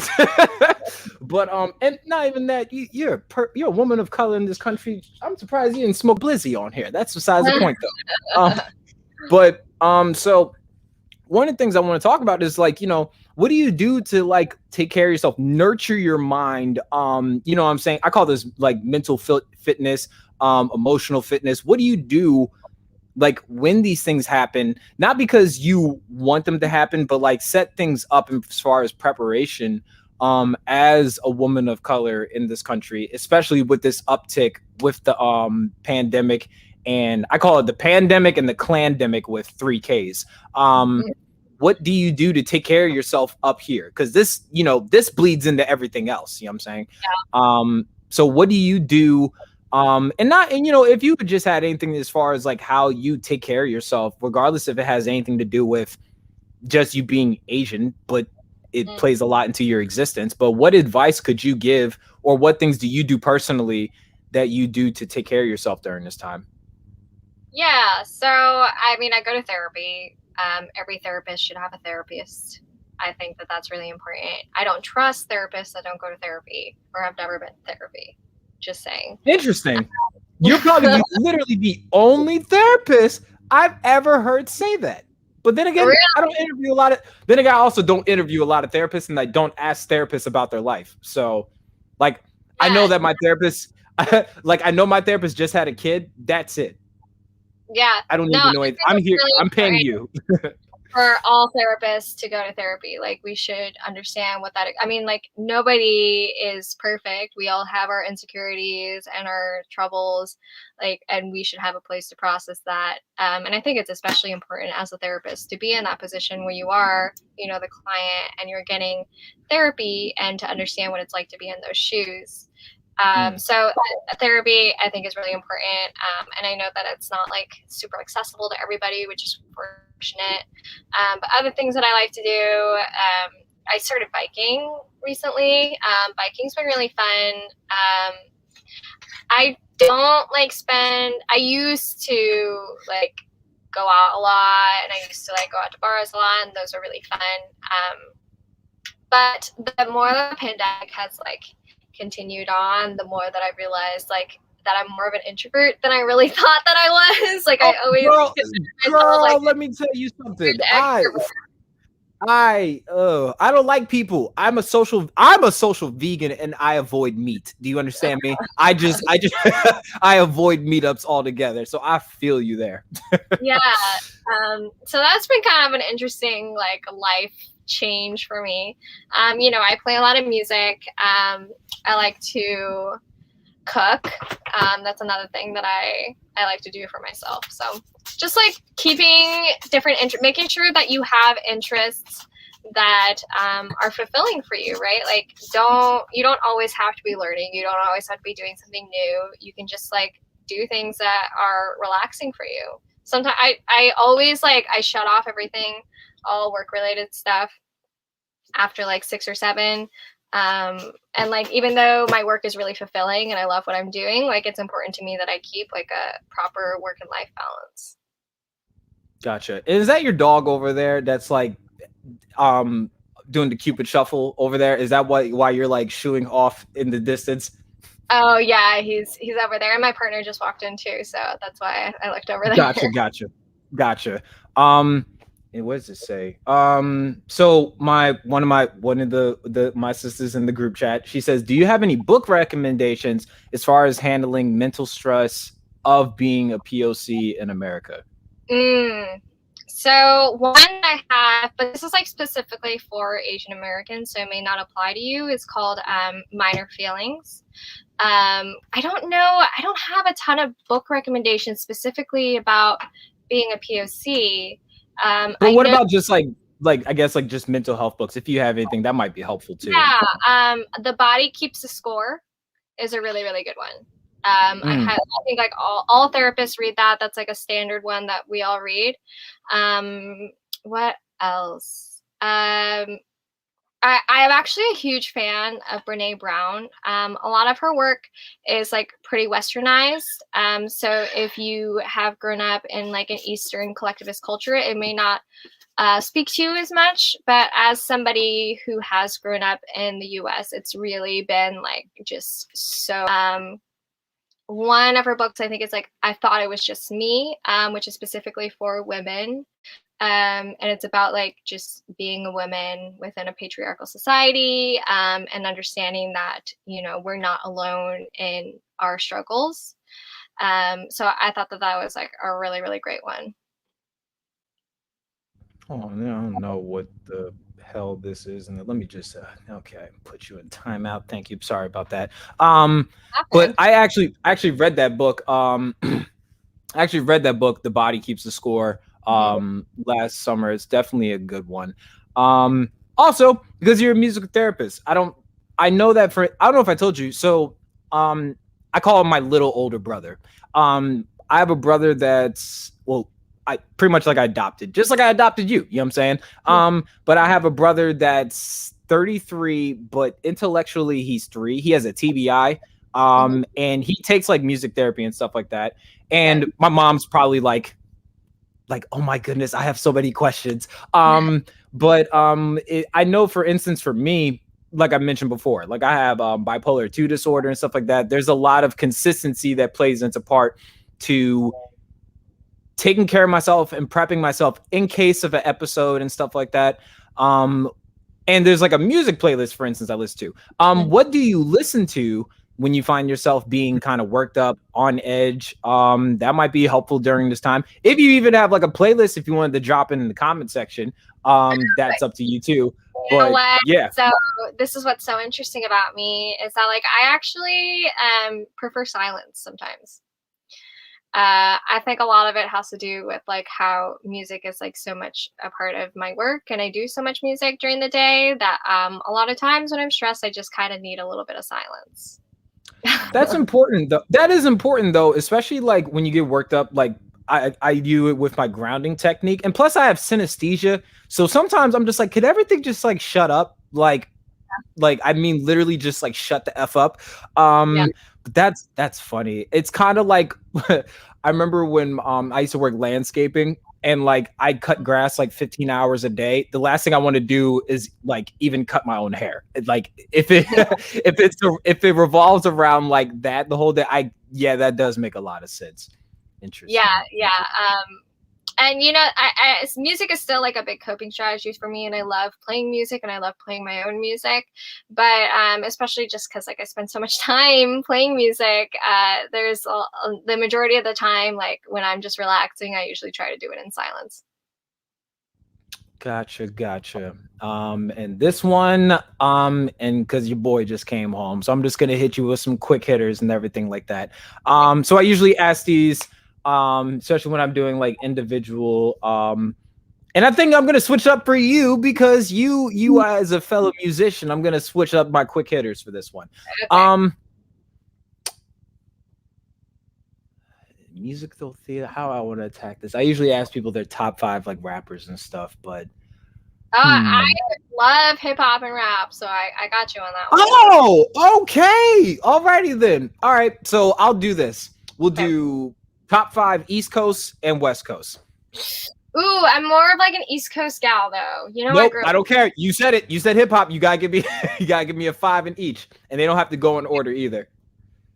Okay, let's see. Well, MF Doom, Tribe Called Quest, J Dilla, Outkast. I know that's like a Southern, but Outkast. Who else? Madlib. Let's see. Who else? And that's for you got. I heard you say Dilla. That's your East Coast. I guess so. I don't like. I'm bad about this because like I'm not always like 100% positive about whether they're East Coast or West Coast. Tribe is East Coast, obviously. Most Def, East Coast. Dilla, I guess he would count as like East Coast, right? Because he's based in Detroit, kind of. So it's like. Well, somebody tried to. My brother I had on here last week tried to say that Lupe isn't considered East Coast because Chicago doesn't claim East Coast. But I'm like, okay, but I mean, dealer's choice on this. Enough. Like I would. Yeah, thank you, Nate. If you're watching this, thank you. Okay, like shut up. Yeah, and what else I said? Then I said Outkast, so that's like Southeastern. I would consider. And then let's see, West Coast. Oh, did I say MF Doom already? MF Doom is not West Coast, but that's like one of my favorite rappers. He died in secrecy. I'm still mad about that. Like that he died. You didn't know he died? He died. No, I knew he died, but like I'm mad about it. I thought that's what you were talking about. Yeah, well, because apparently he died back in October, and we didn't hear about it till like January. So I'm like, what do you mean? No. I was like, I was so upset. I was like, yo, who else died? Damn it, I haven't seen it. I know, like what the heck? Nobody told me about that one. That's awful. Let's see, who else do I like? I like Frank Ocean, the Fugees, Beastie Boys. I know they're East Coast, but like I gotta talk about them. Beastie Boys. How many did I say? 3. Tupac, obviously. Who else? I guess a Juvenile. I know he's like New Orleans, but I still want to put him in there. All right. You might catch hell because I'm gonna remind people. So she is from New York, and she did not say Biggie or Jay-Z. That's but she's not my favorite. I know. But you can't. You gotta. Oh man, like Machine Gun Funk. Just any of the blueprints. But that's fine. I love that you gave me non-conventional answers. You know what I'm saying? I do like Biggie. Yeah. I don't want to say I don't like Biggie, but like I just like. I don't know, like I got into him a little bit later than like I the first like rap group that I really got into was Tribe Called Quest. I respect it. It's just like, but you know what the funny thing is, and I said this last week, I wasn't really a Tupac fan. I knew commercially I only know 3 songs. I was really never that big in his catalog, and people give me hell for it. I'm like, okay, fight me, like deal with it. I just wanted to give you some shit about it.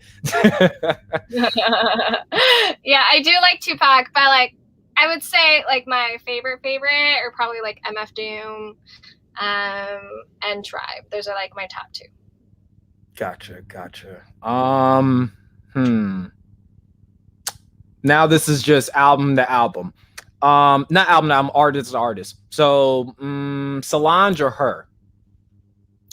What kind of like question is that? I said what I said. Go ahead. Okay, I'm gonna say her. You passed. Alrighty then. Okay, cool. I love nervous. Solange, like but her, man, like I hear slavery in her voice when she sings, but that's besides the point. So I actually served Solange. She came to my restaurant when I was working in New Orleans, and I served her. And also one of my friends used to nanny her kids, and I heard that she like wasn't like that nice. So I mean, you didn't see how she two-pieced Jay-Z in the elevator? I think we knew that. Like, he deserved that one, bro. Yeah, but we got 3 great albums out of it. You know what I'm saying? Seat at the Table, Lemonade, and 444. So there's that. Let's see. You might catch hell for this. Frank Ocean or Kid Cudi?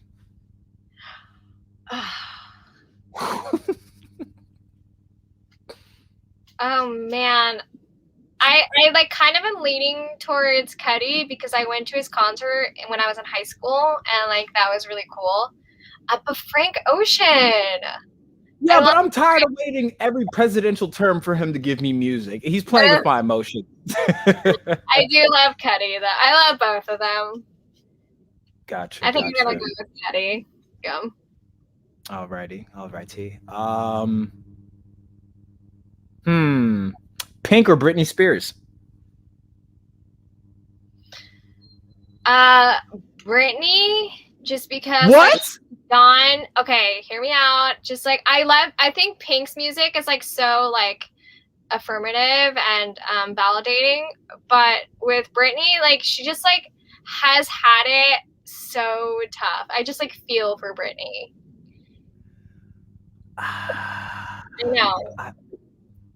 But musicality-wise, it'd probably be Pink. But like, just like person-wise, like Britney, I just like. Wait, ask about personalities. Like, that's the therapist in you. I know. You're trying to appeal to her. Yeah. She's appealing to her humanity. What kind of nonsense is this? I don't really like either of their music that much, to be honest. Man. And Pharrell made her career, so that's besides the point. Yeah. And because I want to keep doing this, and I'm going to continue to do this even after May is over, because I believe Black History Month is every month. I think we should celebrate Asian excellence, if that's a thing. I don't know if that is. I'm probably going to catch hell for that. But if you wanted to see me interview somebody on this podcast, especially from the AAPI community, who would it be? But your answer has to be somebody you have a connection with that you can get on here, basically. Who would that be?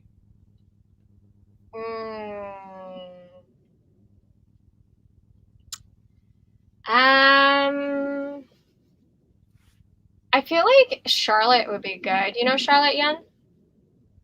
I don't think I do, actually. No, I do not. What does she like do? Like, what is she about? Dancer, but she does a lot of talking about Asian American issues. You guys would get along, I think. Nice. All right. First off, thank you, Sister Mai. I appreciate you dealing with my neuroticness as I was panicking with my I really don't know what happened, bro. Like, it just, I have Focusrite. I need to invest in a Yeti. They're only like $50, but my Focusrite was tripping. I appreciate you being patient with me with everything like that. And also, thank you for coming on here. This was a dope conversation. I love that even though we talked about serious stuff, we were able to like laugh. You know what I'm saying? Like, I'm definitely going to go back here and like take a couple of sound bites and put them on TikTok because it was funny. But thank you for coming on here. I think this was really, really good. This was really, really fruitful. Thank you. Yeah, thanks for having me. This was fun. I always love having conversations like this. That's what's up. And do you got like an album or something coming out? Because you got a little bit of like what you got. Let me check this out real quick. Like, you got a Yeti. You got what kind of computer is that? If you don't mind me asking.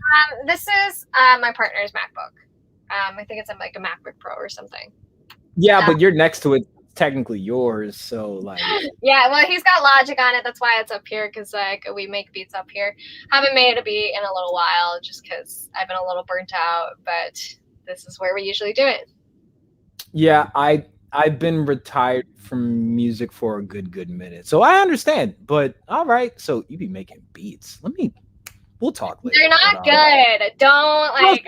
No! Don't you do that! Don't you do that! Don't you look, man? Don't look here. All right, I didn't look. I always tell people, I tell people, you can sing. It's all about if people like your singing. You know what I'm saying? Some people might like your beats, so let's not do that.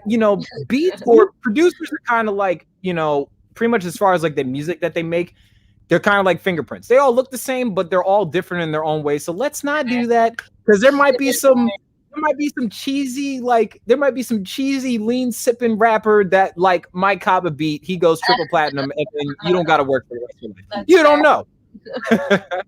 But that's what's up. And where can people find you at? I see you got your handle on TikTok, but in case.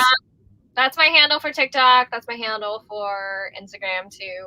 I also have my business page. It's linked in my bio. So if you want to check that out, feel free. That's more of a music therapy and mental health focused. My personal on TikTok is like very mental health, AAPI, social justice focused. My Instagram is like very social justice focused. But if you're looking for more mental health stuff, then you can check out my business page. It's called Creative Vibes MT, and it's like on YouTube. I got you, because I didn't put that in the description. That was a bad part on my part, but I'll put it in the chat. Cool. And I'll put it in the description in case anybody wanted to check you out. Sister Mai, once again, thank you. Abe, I got your name right, because I was definitely was like, it's Abe. It's Abe. English, not my first language. And then you were like, it's Abe. I was like, damn it. No, it's not good. People make that mistake a lot, so no worries. Okay, that's what's up, man. And for everybody that's watching right now and are going to watch this in the future, thank you for being respectful, except for this one idiot that said, thank you for keeping your social distance 6 feet. You're in the comment section, you tool bag. I don't even know who that was. But thank you everybody for tuning in tonight. I'm going to be back here tomorrow for episode 10 of the BIPOC Solidarity episodes. It's going to be fun. We're talking about, oh my God. So I don't know if you heard about this, Sister Mai. You heard of this white dude named David Bond by chance? Oh, I heard about him. I heard about him on TikTok. Oh, we're getting into him tomorrow. Like, fun. I'm not gonna have to do any work. I'm just going to click, switching cameras, angles, and stuff, and making sure people are getting heard. That's it. But thank you everybody for tuning in tonight. This was good. This was fruitful. Hopefully, you picked up something from this. Once again, I want to thank you, Mai Abe. I got your name right this time. And she's a pretty dope person. You definitely should check her content out. Not only does she talk about the stuff when the camera's not on, meaning like off of cameras and everything like that, but I could just tell that this is about her work as well. So other than that, sister, you gotta be safe out there. You know what I'm saying? Everybody else, always remember you are beautiful, blessed, and beloved. Raisins don't go on potato salad. Did you know that somebody puts grapes in potato salad? Don't yuck their yum. in potato salad. I don't know. I've never had that, but I'm just gonna say don't yuck their yum. I guess that's their thing. Okay, right. Raisins don't go on potato salad. Neither do grapes. And Jesus wasn't white.